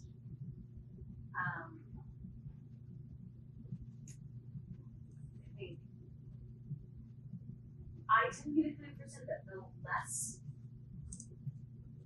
trust I see demonstrated, the more I think I don't think I can trust you.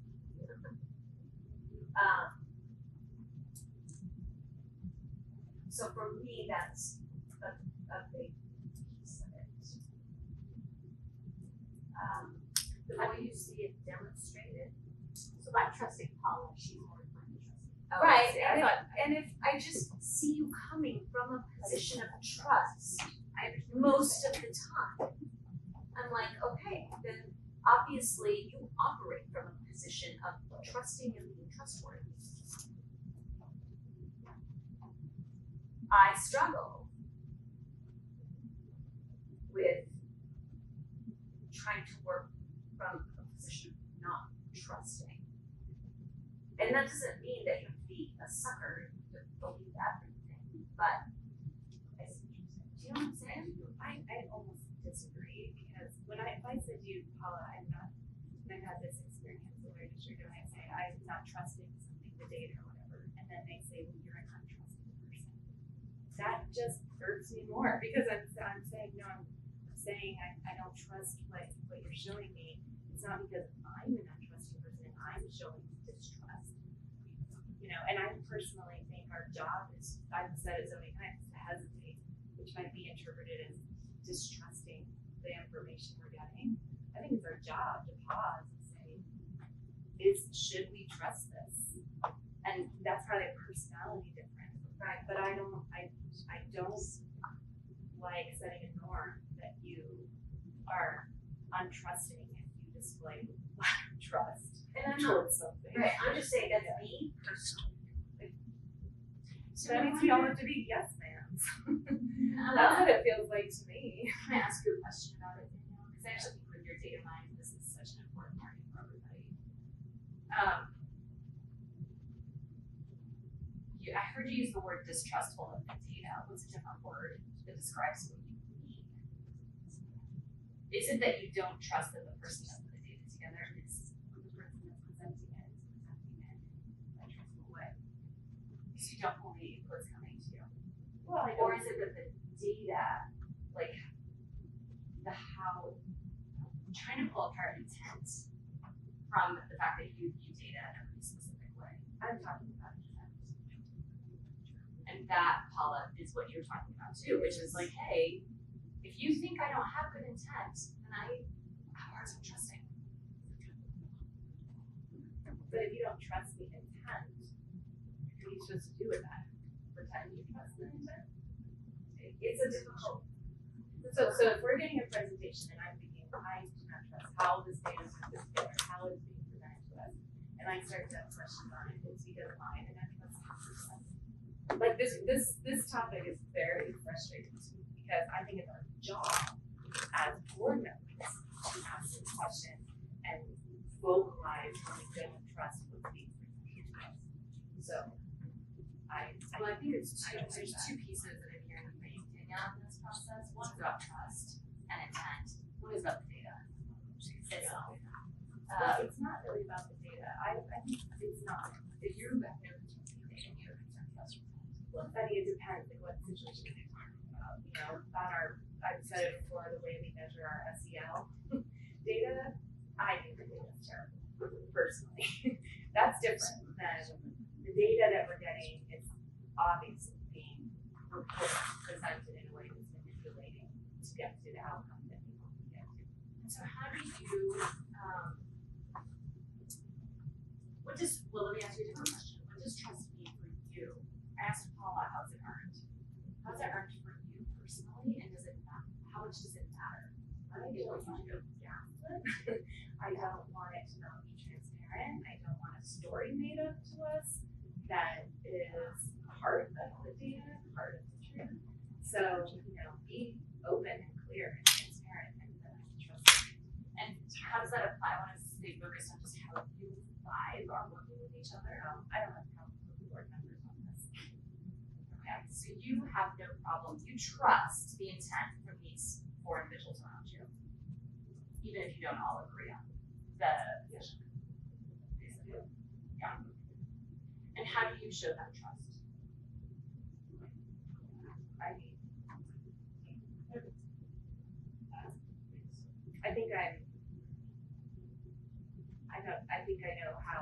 I think I know how to show distrust. It's by asking questions.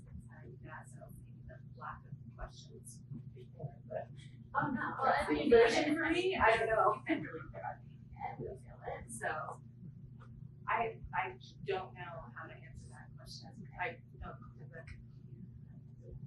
it's individual. I don't know. It's for each I don't even like. I don't know how one would answer that question. Yeah. That's okay.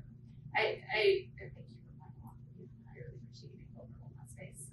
I want to ask the whole group, what do you need from others in order to practice trust? Number 4, and then we'll take a quick break. What do you need? I'm just gonna put out there, it's not the answer to your question, but something I wanna say is once somebody doesn't trust another person, I don't know how it is repaired.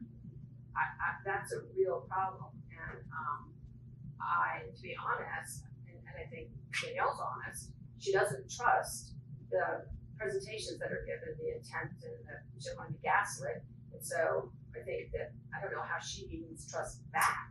We're talking about how do you trust in the beginning, but I'm worried about how you get trust back after you've lost it. So.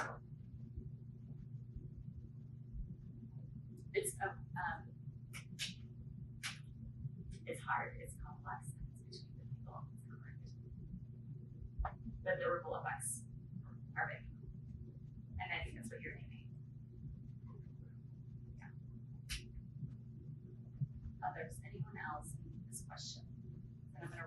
little bit of what I've heard and say it back to you so far. Aaron, thank you. Do you have anything you'd like to add in? But you didn't- This isn't really I can hear some of what you're saying, and I know I heard your question. For the trust thing, for me, I've got to discern that the person is being authentic with me. And it's really intangible, and it's going to be different from person to person and situation to situation.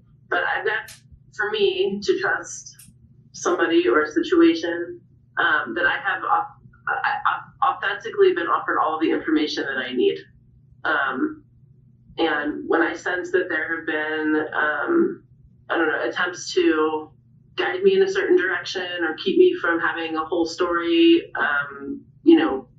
things that get omitted or, I'm speaking broadly here, those things will start to, in me, create a small list of red flags where I will start to not trust them, and I will start to adjust my approach and behavior accordingly.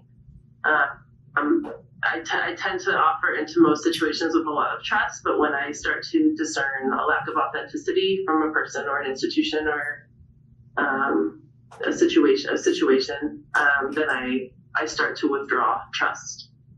And I think I am not usually very forthcoming about when I'm withdrawing trust.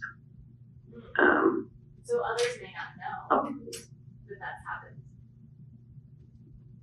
Others may not know that you've withdrawn trust. That is correct. That's important. Thank you for sharing it, Aaron. And here's what we could go on. We could spend the next 2 days on trust, right? The topic is massive and it's a societal topic. For right now. What matters is what you all need to do with each other in order to show up to do the jobs that you've been elected to do, right? And there's varying degrees of how well you can do that work. This topic of trust, I would encourage you guys to continue to dialogue about individually between you as needed, but with an eye and an awareness as well to how it's influencing your dynamics, because it is. What I've heard you name in terms of some actions that you all might be taking,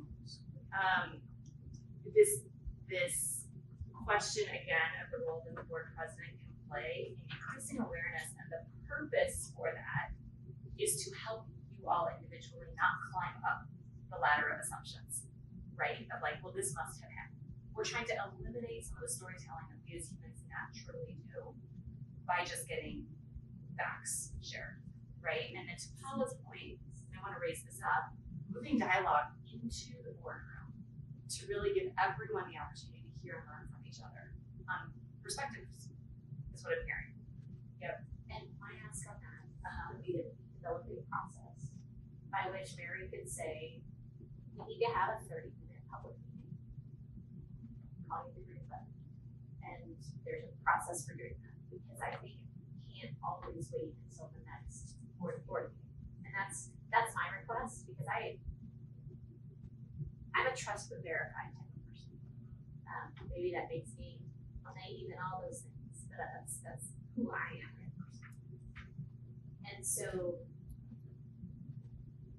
I think we can do that if we have opportunities to talk publicly, not once every or twice every 4 weeks.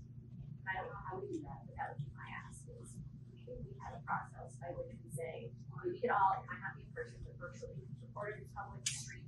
We could at least say, okay, this is the topic, because that would be helpful to me. I'm going to encourage you to layer a piece onto that, which is what situations would demand it.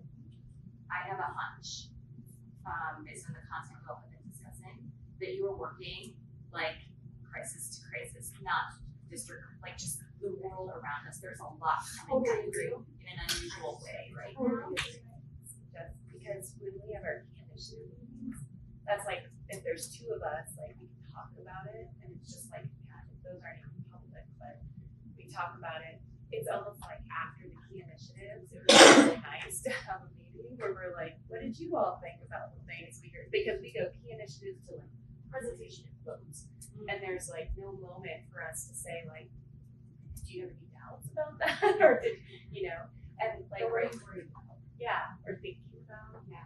right This is now. space for dialogue. Yeah, and like right now specifically, I have, I'll as an example, like the Jefferson junior senior discussion. And so we've attended, as sitting in the audience or whatever, co-designing sessions, so we're hearing lots of things.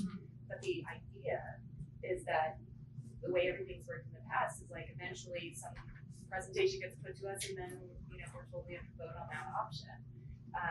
So we never get a chance to sit down and say, what are you learning? What are you hearing? How are you feeling about that? Like right now, I think the closure needs to be off the table. Like when do I get to say that to my board member, right? And say, so I'm saying it here at a public meeting. I wish we could have that conversation so we could say, how do we take the pain away, and let them co-design it. And I've been thinking, how do we have that besides me calling Mary and saying, here's my thinking. Can we get other people to think that way? Like that's ridiculous. That would and probably illegal to Jay-Z. So I think that would be really helpful. Okay. Yeah. So process for the green button, as I heard you call it, I think that's what you mean. Of like, if we need it. But you're right, it is more of a, I think that this is more of a natural In the board meeting. space. Not in So- we have these things called key initiative Oh. meetings. And it's before the study session, even, and before the big meeting, before voting, before anything. If there's a big thing going down, like the co-design of Jefferson is a great example, but it's really everything. It's selling properties, it's Curriculum. are we gonna spend the money on a new school somewhere, and how's that gonna look? And so it's because of the law, we can't have three of us in the same space at the same time. It'll be two of us getting a presentation from the staff. And so of course you're asking your questions and you're getting a lot of ideas, but like if I'm in one with Mary, and then you guys are in one, I don't know what questions you came up with. And those questions might have been really helpful for me. You don't know what I asked. You may think I didn't even wonder about this thing, right? So if we could then have a public situation where we could process what we had gotten in that key initiative, it would be really helpful. Why can't that be at the next board meeting? Because it's often, to Danielle's point, because then it's they're deciding. Yeah. Or a couple down Key initiatives happen after the board meeting and before the next one.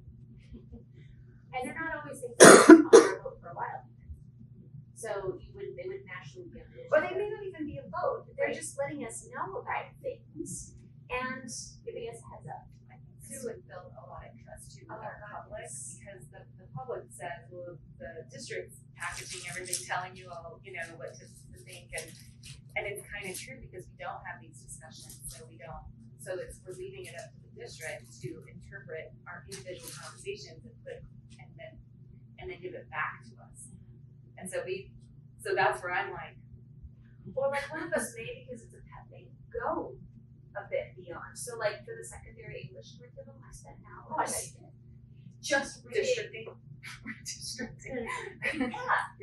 So to have a chance to say, so I really dove into this, let me tell you what I found. Just so we have that, and we can use it later in study session or whatever, but we have the information. I'd like two of you to agree. I'd like one of you to agree to partner with Mary on this question. And I want to put in something, especially since I just highlighted that there were 92 calendar events that we have and things. Yeah, I know, and so I am just like having a panic attack of another meeting. So I'd like to work with someone, and I'd like to figure out if there's any way we could incorporate this desire in the next study session or something. Thank you for naming that, Mary. I've been thinking in the back of my mind as well. You'll compete and be, but the more you do, the less you're gonna be able to make, because it's just your time. And so the question in my mind would be, what is your goal? Which I'm hearing is hold space before votes so that you can dialogue and learn from each other. That's the goal. Or just hold space in general. In Maybe general. there's a vote, maybe there's not, but I think it's a big issue. Great. Because that's gonna build trust. Yes. Being able to talk about your thoughts, feelings about it. And so then the question is, sometimes it will need to be the green button at any meeting, depending on your timelines. Sometimes it may fit into some structures that you already have available. You just need space to take inside the structures to do this work. I would say if there's an urgent expectation that we will act on something, there's a crisis in the town. And we need to all come together so that there's some unified idea when to start. It would help, I think, so much before you and Tracy were gonna put out any sort of communication, if they could have hugged her mom. Yeah, I'm meeting.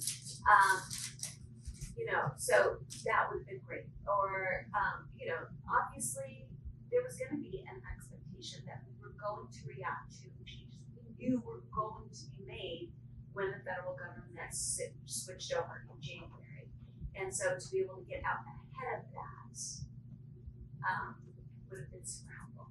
And I think this is healthy for the board because we need to take some ownership and kind of control over this discussion, the way that we discuss things, instead of always relying on the district to interpret everything. So I think this is good for us and our transparency efforts also, because these would.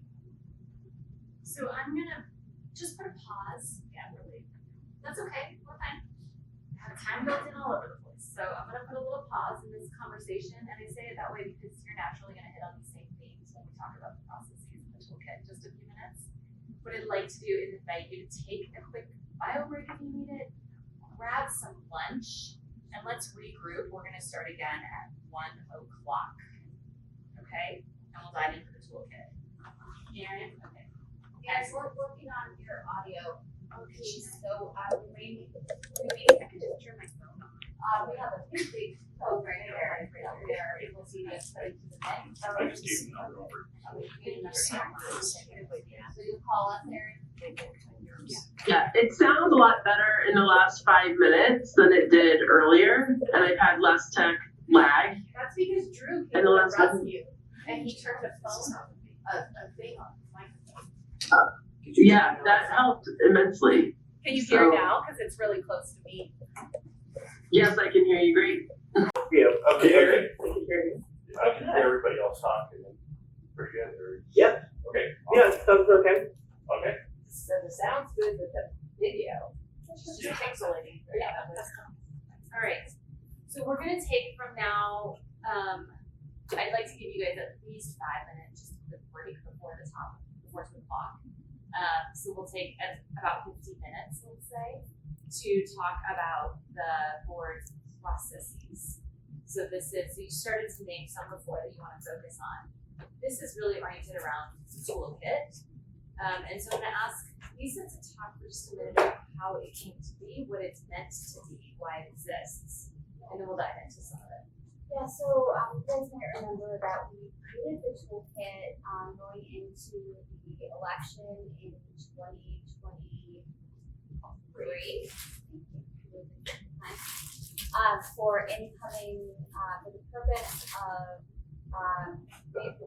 we had gotten some feedback from you all that we got on the board, I think the 3 of you had gotten on the board in 2 years before, that coming in there wasn't a whole lot of here's the structure, and you just kind of thrown right in. And so we took a lot of notes at the time around the things that you thought were important that be conveyed to new incoming board members and be part of their orientation. And so we worked with all of you at the time to put together an initial toolkit. And we also were able to, I don't know if Erin and Michelle remember or could share, but even when they were running, we sent them some things around the commitments of the time commitments and anticipated dates for things. We sent that to all candidates. I don't know if we sent them the entire toolkit. We might have. I'll have to look back and see what we sent. Or if we sent an abbreviated version of the toolkit and then we shared the full toolkit when they started. So the idea was that it gives an orientation to the role and things folks should know. We do establish processes in there in terms of how and why we do things. And as the past 2 years from now, or have gone by since we released the toolkit, we have just continued to remember things that, or as folks say things about how things should work, or we've been writing them down, and so just entering into the toolkit some of the updates that we're hearing. And so when we sent the toolkit as part of the board update a few weeks ago, it just shows, it gives, we added, for example, an introduction, like why do we have a toolkit? It's not, obviously, just like an employee handbook or any kind of handbook that you might get as part of anything that you're a part of. These are like kind of like unofficial working agreements. It's not punitive. It's just like we are acknowledging that we're entering into a relationship, and that we are setting some guidelines for how that relationship works. Now, should people like choose not to operate within those guidelines, but we thought it would be helpful to have some of that down. So in the toolkit, you will see that anything highlighted in yellow has been added, and this toolkit has not been published again. So we will hope to publish it though as part of the board orientation for after the election in November, and hope to, as we did last time, hold orientation for board members down at CAS, because that will be sort of the first time they're getting together. We don't need to go through the whole thing. I think the purpose of today was to, particularly, I think from Kristen's conversations with you all, and Daniel mentioned it earlier in the meeting, was to talk potentially a little bit more about communication, how we are communicating, and how we can adjust that to communicate in a way that works for all of you. I will say, and it's in this toolkit as well, and this is what happened, and I believe it is with Jennifer, and I talked about it, and she and I did some of the meetings initially together. We did sit down with board members every year and ask, like, how do you, make sure we know how you prefer to be communicated with. I think there should be a way that we communicate with the whole board on issues, and then we definitely know that different people need different things, and we try to be, we try to customize to what folks think on. So I think I'll let Kristen guide us in conversation here, but we would love to continue to get your feedback in advance of November, or even we probably need to put a pin on this thing, I would say by September of this coming year, so that we are prepared. Actually, when do candidates announce? Maybe August, September. They announce sometimes before that. Sometimes before that, okay. Or they file, I guess, because we would give it to people who file. So maybe we have it finished by the summer, so that we can go ahead and give people some information that might be helpful to them as they are running. I don't think so. I just want to elevate. Because I put in what it is and what it is not. It is a guidance. It's a guidance. It is supposed to be flexible. It is like your company's handbook. It is not a policy. And going down, right? It's just generally, this is how, it's shared expectations to try to smooth and create efficiency. So that said, how many of you had a chance to go through it in any amount of depth? Paula, Erin? Yeah, okay. Mary, you've seen it. Erin, have you had a chance to look at it? Okay. Okay, so here's what I'm gonna ask instead then. Because what I wanted to do first is just talk about the topics, that y'all need to look at it and have an informed opinion about what's in it and what's not, and is it the right content, right? So not what does it say yet, just what topics are being represented, and importantly, if there's a way that you think about how you work with the district on a regular basis that you think would be helpful for future board members to have codified somehow in writing so they understand. Which in fact, to Mary, to you, is that how? Yeah, no, I mean, I think Jennifer and I, and then we'll make sure that it's clear, like, what's changing in the toolkit, and we'll continue, like, the link you have is open. I think you can comment. If you can't, I'll make sure to adjust the settings, but please do feel free to comment in the document. I saw some comments in there. That's perfect. I have just a couple of things that I can take notes on. I would like to have a section on voicemails because I discovered. 1 second. A section on voicemail because I've discovered that we're not all on voicemail or listening to voicemail or whatever. But just to have a section of how to access your voicemail or how it's set up. And then maybe we can have discussions later on of a process to handle it. So voicemail is one. And a little expanded information on emails when we get an email that's got 58 people in a distribution list or whatever. It's something about if you're just one of 58, it's for your information and you can do what you want with it. And then we've got a section there that sort of talks about having a Paula type person who might, designate who might answer for the board if we're all getting it. But also I have questions sometimes when I'm on it and the principal's on it and maybe the community soup, a couple things, and it's a parent that's very upset, very angry. If the principal's on it, is that like, let the principal be the one to be the main responder if it's a parent in there? So we don't have to answer it right now, but just some kind of guidelines of when is it appropriate to just assume the principal will handle it, or when should we? That's a great question. Yeah. I've always assumed to the honor there that the principal is handling it. Right. And generally, I will look at who it's addressed to. If it says, Dear Jeffco Leadership, I figured someone else is going to take care of that. If it says, Dear Jeffco Leadership and Board, or Dear Board and Principal so-and-so. But sometimes my response is, thank you for raising my awareness to this. This is something that the principal will be contacting you about, or, kind of putting it back where it goes. But just letting them know, you addressed the board. I want you to know the board saw it. But probably not. I just get what they say before I'm supposed to do anything. So if I get started to do it, thank you for your advocacy. Right. So for me, just a little section. I'd like to hand how to do it if there's whichever one. And then the other thing is, I think it would be helpful to have a section on JCP and Jeffco negotiations, so we have a little overview of when they come up, what time of year, and how frequently the whole contract's renewed and the off year negotiations.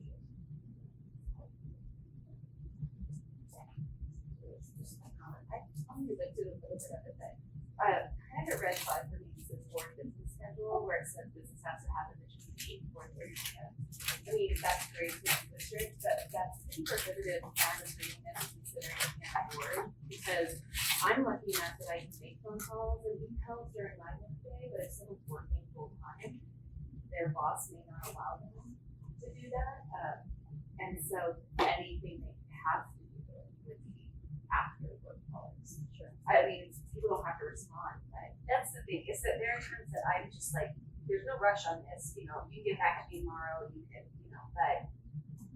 And so I'll send it at 8 o'clock at night, or, I've sent things to Jennifer on a Sunday and said, I hope you're not getting this. But I just am doing it now while I'm thinking about it. But having it in there like this, literally, I think when Michelle and Erin came on, what made it really helpful for me was their advocacy around being flexible, like changing our study session times a little later and things like that because of our kids. So this feels very not often. Sure. Or dad friendly, I guess, or working parent friendly. So you had working parent and then tell them they have to do all their work between 8 and 4:30. No working parent will have a class. So I don't know. I think I don't even think it should be in there, but I don't know. The other thing I have is under all the communication, all the instructions around emails. Yeah. This is there. It's very like, when you come, there's like, and it's something I feel very challenged by, is that like, first of all, we're not allowed to email cabinet. Like, even to include cabinet on an email to the superintendent and to the staff. Like, I don't think that's right. I understand the whole, like, how to manage and all, but boards should be able to have relationships with the cabinet. And some of that involves emailing. So I don't even mind if I've been like, well, I can copy the superintendent on this, but then I'll get in trouble for that. So that is written in here as pretty, really specifically prohibitive.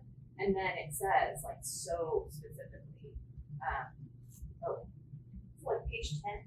I'm like, yeah, I was just looking at it. There's like text messaging on page 10, email on page 11. Thank you. Just find it. So, because somewhere it says, like, if you're going to send an email, you have to copy the superintendent, the board president, the chief of staff, Jennifer, or whoever the executive assistant is, and here's all the things you have to do, which is like everything. So we just have no autonomy to just write emails. And I understand there's like workflow, but like it's very district decided here how we are going to communicate with the district. And I think there's a balance that we could have between what works for the district and what gives the board member the right to email a cabinet member when they just want to, because they want to talk to a cabinet member, And if the culture is board members should not be talking to cabinet members, I mean, that's a culture. I don't think that is the intent. I think the intent is, we've talked before about making sure you all have all the same information. And for me to know what is going on across my cabinet is incredibly important. Both for me to understand what I need to know in order to run an organization this size and support my cabinet team.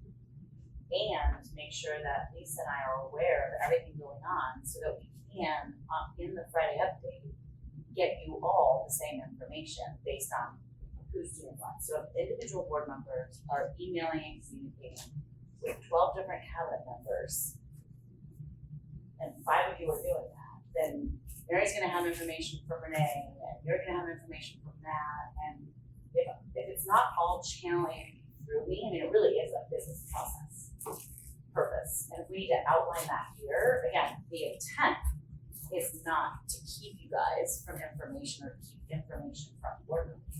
The intent is to make sure that it is channeling through the superintendent so that the superintendent can do what he or she needs to do to get information, the same information as all board members.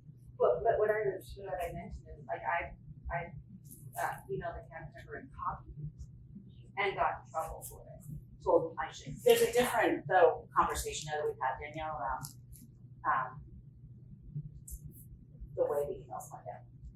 So I want to ask what other board members, like, I just want to hear, I want Lisa to be able to collect some different perspectives on the question.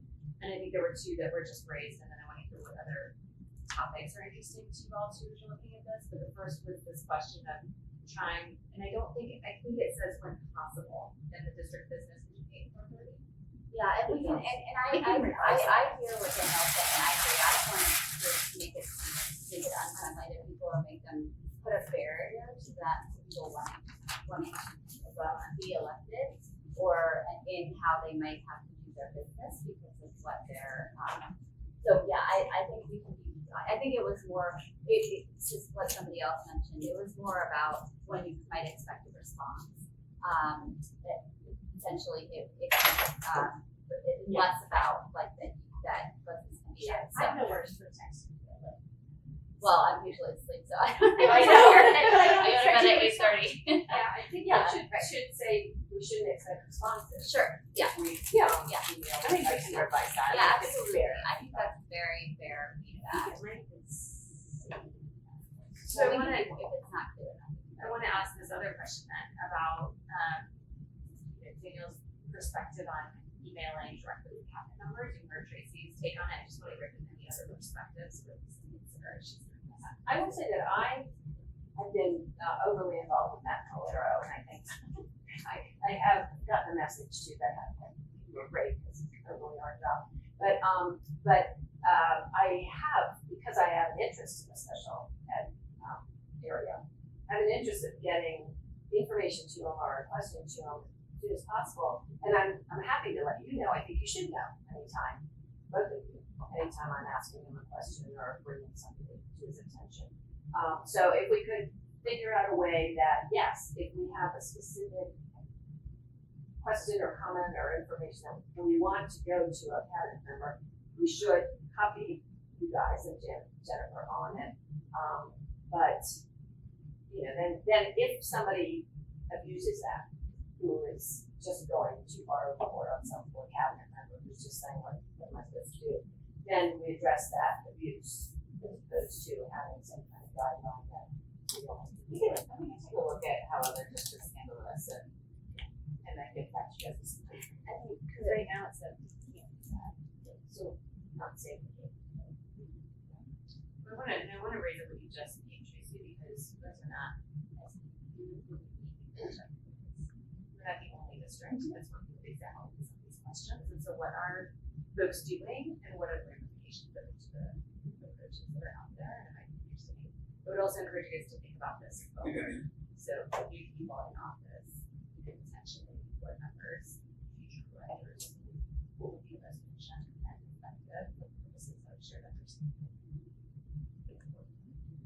Well, who gets to decide this? And I also wonder, does the board get to decide how we communicate with the district or the board? That's not how any of this is written. It's all written at the district telling us how we will communicate with the district. I would say is that we've written down what we prefer from an operational standpoint. As I said in the beginning, board members can go along with guidance, but you are all your own folks. I think we have some reasons around why we are doing things mostly around so we can keep. There have been a couple instances recently where I've been chasing down information, like I heard through somebody that's going to ask for something, and that's information that actually all of you would probably want to know, and so then I actually have a member usually press it and send it to me so that I can make sure that all of you know that and say your board update. I think the other thing is that we always try to be cognizant that there is an inevitable power dynamic that the board has and over staff. And so when you send them something, there's a proclivity to dropping things in other things to address the things that you all are asking about. And so we're able to help folks in Tracy's managerial relationship with folks understand what should be prioritized with this happening. But sometimes, hopefully more and more actually, projects in this district are cross-functional. They don't belong to one cabinet member necessarily anymore. So they might have one piece of information, but there's a cabinet member may have another. And I hope we've been pretty responsive when you all have asked me to, actually sometimes it's better just have a sit-down conversation or virtual call to get the information that you're looking for, and sometimes two cabinet members sit in on that because they both have this information. So like Tracy was saying, it's just a workflow thing, and again, ultimately they're just these are just guidelines, and it's a conversation that we can have with them about why. And I would say, just given when I started versus now, board members have much more access now to cabinet members than I think they ever did. And when I first started, board members were the original board I started working for was told that you can't go to a school without at least the community superintendent, if not the superintendent. I didn't feel like that was appropriate. Other districts operate that way as well. Many do. And many superintendents operate in a way where there is a barrier between the superintendent or the cabinet and the board, or the cabinet and school, or board and schools, the board and cabinet. I mean, I have tried to do all the things that Lisa and I talked about making sure you all have the right information, that you all have the same information as one another. And if you ever feel the need to sit and talk with a cabinet member, like, please let us know, because the intent is not to keep you from cabinet members. It is to make sure that we know what's going on, as well as make sure we get you all the information that you need and inform the whole board of whatever everybody else is knowing about. I'm wondering, I'm watching the clock a little bit, and I know that there was some energy to talk about emails versus texting. And I heard that from a few of you in our one-on-one dialogue, and so I do want to move that to the table, unless there's any other smaller topics, content-wise, that you guys thought you wanted to have discussed. Okay, I guess I just want to generally, like, a lot of what has become the way the board works and the preference, obviously, of the district is really being like right here, like put down as more like a policy, and it makes me a little nervous because I think it's pretty controlling. Like I think it's leaving a lot less for the board to be able to decide as a board how the board wants to do something. So maybe this should be something that new board members get to review and decide if that's how they want to do that. I'm struggling with it. This has become more restrictive and confining than before. And it's now in words called policy. So I might be, so it's not policy. this is not? No. Oh, I thought we So talking it is, about, designed to support and empower, its protocols and guidelines. yeah, I don't know. I think it's intended to manage the board. And I am reluctant to say that's appropriate. So thank you for naming it. And you heard from Tracy and Lisa that the intent is to manage the work process in a way that's reasonable for employees as well as board members, while serving the needs of the district. I'm curious if anyone else has any feedback on that topic. And if not, I'm going to move us into texting versus email. Well, do you think that we should all be able to make changes to it? I mean, it's ours. And so I just said some of the things I wanted to put in and after put in, I'll looking at it, see if it's, what else. Mary, I feel like we've been asked over the last few months to think about and work on this related to clear guidance for protocols. You know, we just had the conversation. What happens if the principal's on the email, right? What should I do? So, a little bit of like trying to meet the expectation that I hear coming from the board, which is we need better guidance and more clear expectations around our protocols and guidelines for how we operate, both with each other as well as with the district staff. And then we try to lean into that space, and I don't know if it's hitting the mark. Totally want the feedback on that. It sounds like it's not hitting the mark for Danielle. I don't know how others feel about this, but it really was I feel like it was in response to some of the requests from the board to have clearer protocols. And I think you guys talked about that quite a bit in the last several months. So we are in a place of trying to meet what I hear is a request from the board. And if we're not hitting the mark on that, we need to hear that feedback from you. I hear it from Danielle. I don't hear it from others right now, but if that's feedback you need to give us, then. And we didn't have, let's be clear, we didn't have anything before. No. And so, and maybe that's better. But we feel that something outlining, as we start to engage in our relationship with a new board member, that we think it would be helpful. But if having some kind of onboarding is helpful in sort of any situation that you're coming into, but definitely want to take, you all are the elected officials, so want to take that.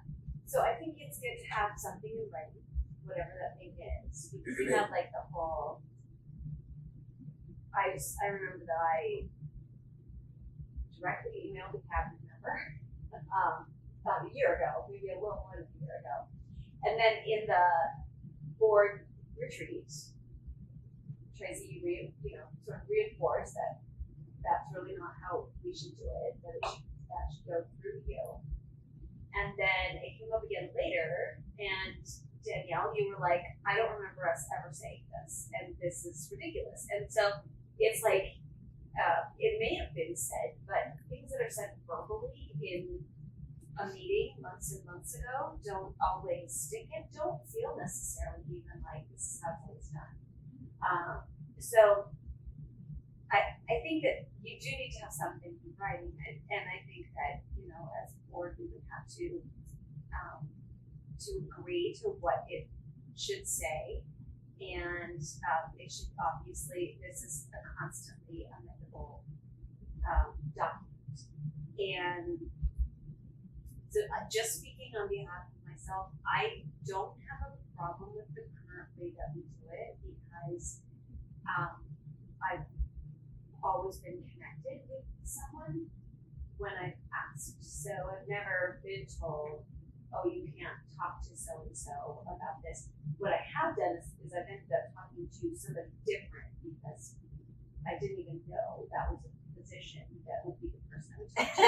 Like when we were trying to figure out how exactly do we do the lottery system when kids are going to Jeremy. Yeah, he's very helpful. But I didn't even know there was a Jeremy. So I wouldn't have known. FYI. Yeah, and that was, we sat down and talked about, like, he talked us all the way through it. We got to ask questions and do the whole 9 yards. That's an example of like, I would have loved to do it. Right? That was an option, sit and listen. I get those questions all the time. Right. So and if that's why, if it goes through Tracy and Lisa, then they can sometimes know that there's a person who's the expert on this thing, and it's not the cabinet member, it's somebody that works for them. So, but also, like, when I wanted to look at the curriculum, I didn't ultimately end up talking to Renee about that. She hooked me up with the people that are specifically English language arts at the secondary level. And even then, I mean, I mostly shoot them out of the room, so I just want to look at this stuff with people alone. But, so I don't have a problem with it being this way, just because I've never had any issue with getting connected with somebody that I felt was the right person. I've never felt manipulated or controlled, but that's me. So, there's a bunch of other board members. Yeah, I also think what you brought up is that could be helpful information in here, in the toolkit, that, we have experts on these following, important. There's all kinds of stuff that, like, who even knows what we're gonna think of. We don't have to do all of them, but we have to do all of them, but we have to do them. Thanks, Erin. Hi, Erin. No, you're fine. Do you want to say something? Yes, I unmuted the wrong thing. I apologize. I think what I want to add in here, I just want to throw it out there. After somebody has been on the board for a year, I would invite you on their anniversary to bring them back around to some of these resources, because after the first year of drinking from a fire hose and trying to figure out what is going on and what is happening, a refresh and another engage in that conversation to see if this is working or not is going to be incredibly helpful. I think for anybody who's new, I know it's helpful for me to go back and, rereading board policies. People have been asking me questions about board policies, and I've been rereading them and going, oh, look at that. So I just want to invite, for like a procedural use of this particular kit, is re-engaging with it rather than just giving it to folks when they're running or right after they join the board, because so much of that stuff flows right under the bridge. when we're in the flow of doing the work. So Let's help. we'll look that up. Thank you. I also think there might. Yeah, I just want to say that, what I think could be helpful in the toolkit is, having it lay out the structure, and then just the categories that are underneath each cabinet member, there. It'd be interesting to think about whether there might be two sections of this toolkit. One is more about like district operations. And another being around some of the board things like you all mentioned this morning, different policy making structures you might want to have, and then you could create that, like the role of the board president. That's another thing that you guys talked about today. It's in here, but maybe we separated, maybe we made these things two distinct things. Like how do you interact with the district? How do you interact with each other? How do you, how are you making policy? I mean, and you guys, if you want a different policy making structure, you should think about that. And also thinking about, how you want to be assigned to different committees and how you want to, do your work. And maybe if you could have a subgroup of you all that would work on that piece, and then we could make sense that it's like distinct sections of the toolkit. I would add one more bucket to that. I do think that is a great idea. I think there is this beginning section, which is really the intent, I think, of people who are considering running, right? When you send it out to bring a candidate, they're also local professionals, and local public office, and what do I do, and how do I campaign, and all these things. But I did read, you did send it to me, and I did read, it's about 45 hours a month. And I was like, oh. And so there are things in here that I think that are helpful for people who are considering, and it's that roles and responsibilities, and it's a policy governance board, right? So I think there's almost three buckets, right? It's almost like that introductory that's helpful for anyone, quite frankly, especially if you're considering the run. But then to Erin's point, I totally agree. There's a lot of the like, okay, now I actually know what it means. Now I actually understand Your context. this. Yes, there's a ton of context, and so I even think bucketing it in those three, I would suggest would be. So you want us to give, like, Comments. tracks? Yeah, I think we put comments in, how do we know who's It'll say. It should say well, can be Michelle. shared. We can share it. It's shared with everyone, so as long, what I would say away from is responding to each other's comments. If you can, just make your own. Okay. Let's talk about texting.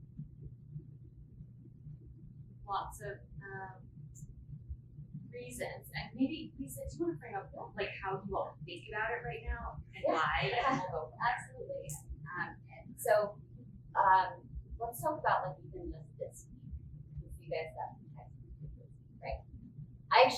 So there's a couple things, and I think you have gotten a couple of emails to me about like there's like media or things going on, or so when there's something urgent, like let's say there was the woodshop fire at Columbine.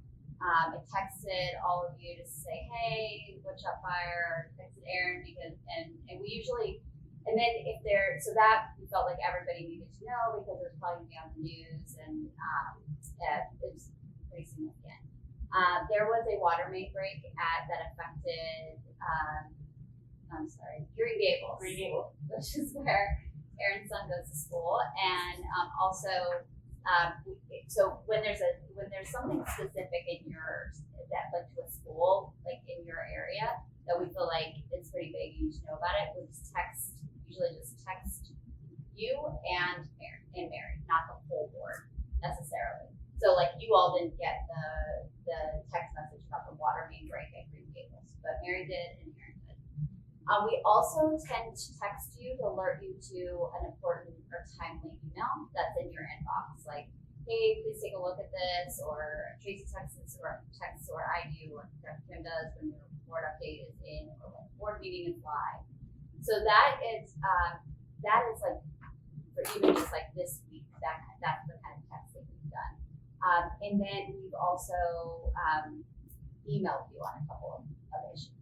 So happy to talk more about like what you do and do not want to be texted about, and because one of the things we don't know is how often, and I don't think we asked you this, or I guess we could, how often you're checking your district email. So we don't know if like we send you something, instead of texting you about the Columbine fire, we emailed you, would that be okay, or do you prefer knowing about that? Like, I prefer those kinds of things texting, because I get friends who say, "That's always next door. There's fire engines That's everywhere." why we started text, that's why most superintendents text board members, because you'll hear it. I mean, sometimes it's on social media before they can let me know, and so we try to get to you as quickly as possible, and that seems like the quickest way to get you updates that are gonna either hit social media, hit the regular media, or just alert you that something's ready for your review. But certainly there have been times when we've done more heavy texting. I think we've gotten, since maybe like over the past 3 to 4 weeks, gotten back to that regular cadence of only texting you about like urgent issues, potentially something in the media, although we email about that too. And then when you have something in your inbox that you should look at. Yeah. But definitely happy to adjust how, and if there are folks who prefer purely just email, like we can also do things a little bit customized to different people and their preferences. Can I add one other thing that we've done? I think, Mary, you and I have talked quite a bit about this. When it comes to big issues, and your weekly update, we have been putting a lot of information, the memos, weekly updates and special updates, into the library of board docs. And that's the nice on the link. So we had several through December and January that were pretty detailed in there and would alert you. It might not be on a Friday, because sometimes when we're dealing with issues that are moving quickly, we'll give you a couple of off cycle. So either the weekly update or special updates have been in the board docs section of weekly update. And then we text and email saying it's ready for you to review. If that's not working, we're open to that as well. We just need to know kind of what the board's preferences. I just want to make sure that there is transparency. Sure. Because what I feel like is sometimes texts are being sent to avoid emails being read. And that's our job, is to be public and transparent. Are those board updates and stuff that are public? Can people see them? They cannot see them, the regular board access, or board just getting into them. I think that's where I'm coming from on this, and I do think the takeaway situation, literally, there's not one email that exists on this. Well, there's one that gave us talking points one day after Mary had that's what I'm referring to, that email that followed. So my concern is that use of text for that reason, or the board and then the board updates. I've already mentioned this once, but since they're kind of live, you can go in and change them. And there's I've asked if these get changed, can you please note the change at the top, because I've gone in and see something and I'm like, wait, now I'm looking at it, it's different. But there's no anyways, that's been a challenge. So I don't even know if someone can Quora board updates. Julie, do you have an answer to that? Yeah, I think they probably can. I mean, it'll be content specific, but most of the time. Because sometimes there's executive content. Yes, Right, and they can't Quora that. That's privileged from a legal perspective. So there's a Personnel redaction, issue. and We then can they certainly can go back the final. Yeah, and the just email wanna be piece, honestly, I think what you will find is that there aren't a lot of emails that we're sending you, because we really have been trying to use your board platform in the way that it's intended and the way that we're paid for. And emails, I don't know about any of you, but I just get bombarded and I can't find things. So we're trying to use. Let me just be really clear. The intent of using the board docs and the platform is not to hide things. The intent is because there's a tool there that is intended to be used for your materials as a board, and that's what we have been doing. If there's a different request or whatever, we're happy to do that. But I don't want anyone to think that we're using board docs to not use email. Email is just really difficult to to organize and then find Well, once I it's like been being read. able, yes, I like being able to find it in Board Docs later, 'cause I dump my emails periodically, Same. otherwise I have 400 Yeah, you can't. zillion emails. 4,000. So having it in Board Docs makes it easier to find again if I need to, but you're saying what Doesn't you matter want what is, the medium is, I you want just it to want be the public transparent. to have Yes. access to it. What email were you referring to?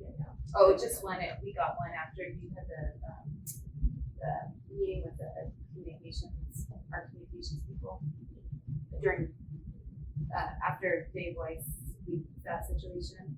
And then Lisa sent an email that said, here's some talking points. I had a meeting with the communications people, did you and Aaron? Oh. Was it? I'm not trying to break that. I'm just saying, that was the one email I got about the whole situation. Now we did have that whole thing that was like an executive board update that gave us like all the information, and that's Oh, as an executive. update. Yeah, and that's executive because it contained legally sensitive stuff. That all makes sense. I Right. just, So I hear what you're a saying, lot like that just is- our usual ones, can we make that searchable to the public? If you wanna know what was in our board update this week that wasn't, executive content, right? Can I just go to Board Docs as Joe Public and find it, right? for that right now, it's not possible, but we can. And we're also about to change over to a new platform that will hopefully be able to be more nimble and flexible. Well, and the editing of that board update, like, I would like that to be public when the changes happen on it. Yeah, Or it's noted, very, you can it's note very, it. there was one piece that I think got changed at one point. but Yeah, and it's then, just- and then we've been noting it, at the top, mostly, We have it at the end. yeah. So if you wanna ask though, Tracy and Lisa talked about when text messaging is used, and it's to get in front of something, to get it to read faster than email. I wanna make sure that each of you wants that still, because everyone's in this group, just wanna make sure. Erin, you wanna, you're shaking your head, thank you. There's just one thing in the policy that says if we initiate a text, we have to copy all these people. But like if I'm texting Paula, I'm not gonna start copying all kinds of people on it. Again, that's only for your, Okay. like, what we were trying to avoid, or not avoid, what we're trying to make sure of is, that there's more than one person, so sometimes you guys don't know if like Jennifer's taking the day off, I'm taking the day off, or Tracy's got something going on, and we wanna make sure someone can get back to you, Like if I'm texting you, do some backup. yeah, Okay. exactly, so that one of us can, make sure that we're being responsive. Yeah. And It is unclear to me if it meant like if I'm texting. Oh, no, definitely not between board members, and obviously that's more just that you should only take one other board member at a time, and we could make that more clear as the only, just to abide by the law. Does that address what you all wanted to address with emails and texting? Any other topics that you want to move in for Lisa to take a deeper look at? And y'all have access and can comment, so that will be helpful. In terms of next steps, Lisa? I'll look at this, I think potentially getting into, dividing it into the sections we talked about. I don't know if maybe one of you or two of you would wanna get together and write a letter of introduction to go, from a board member to like two other board members for a section that maybe is just dedicated to the work between board members. That might be helpful to incoming board members of the board. Sounds like a good thing for the secretary, yes, not you. Michelle said she wanted. Yes. Okay, I'll put that down. Michelle will write letter. And then I would just ask that, I'll make some revisions, and I think we do need to finish it by mid-August, so that we are prepared for the next, for people who wanna run the board and getting them that information. Any questions or feedback for the conversation? Otherwise, I'm gonna give you guys a little brain break for a few minutes while Craig gets set up for the next section.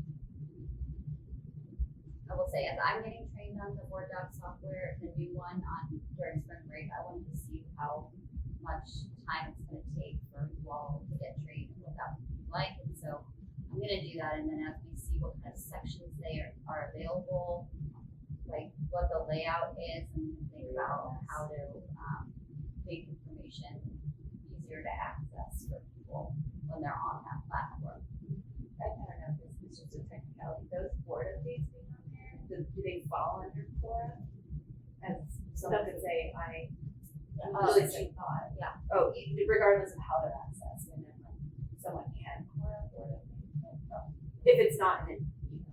I'm like, what's Quora, what are recording emails or any communication? It depends on how the Quora is written, in terms of what they, But they could say what our including system board updates. I think a lot of people don't know to say. But they do, but I will say that Tracy sends you an email that says your board update is ready, and That's true. sometimes those get caught And there's a link in there. in Quoras, and so people, it's not like there's no. Would you have to be logged in? I'm just curious. Oh, you would, I mean, Yeah.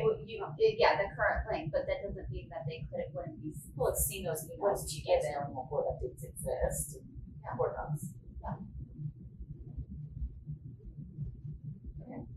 Alright, so why don't you guys take a quick break, we'll have until, we're gonna regroup here at 2:00. Okay, so about 7 minutes, take some time, and then we'll dive into local funding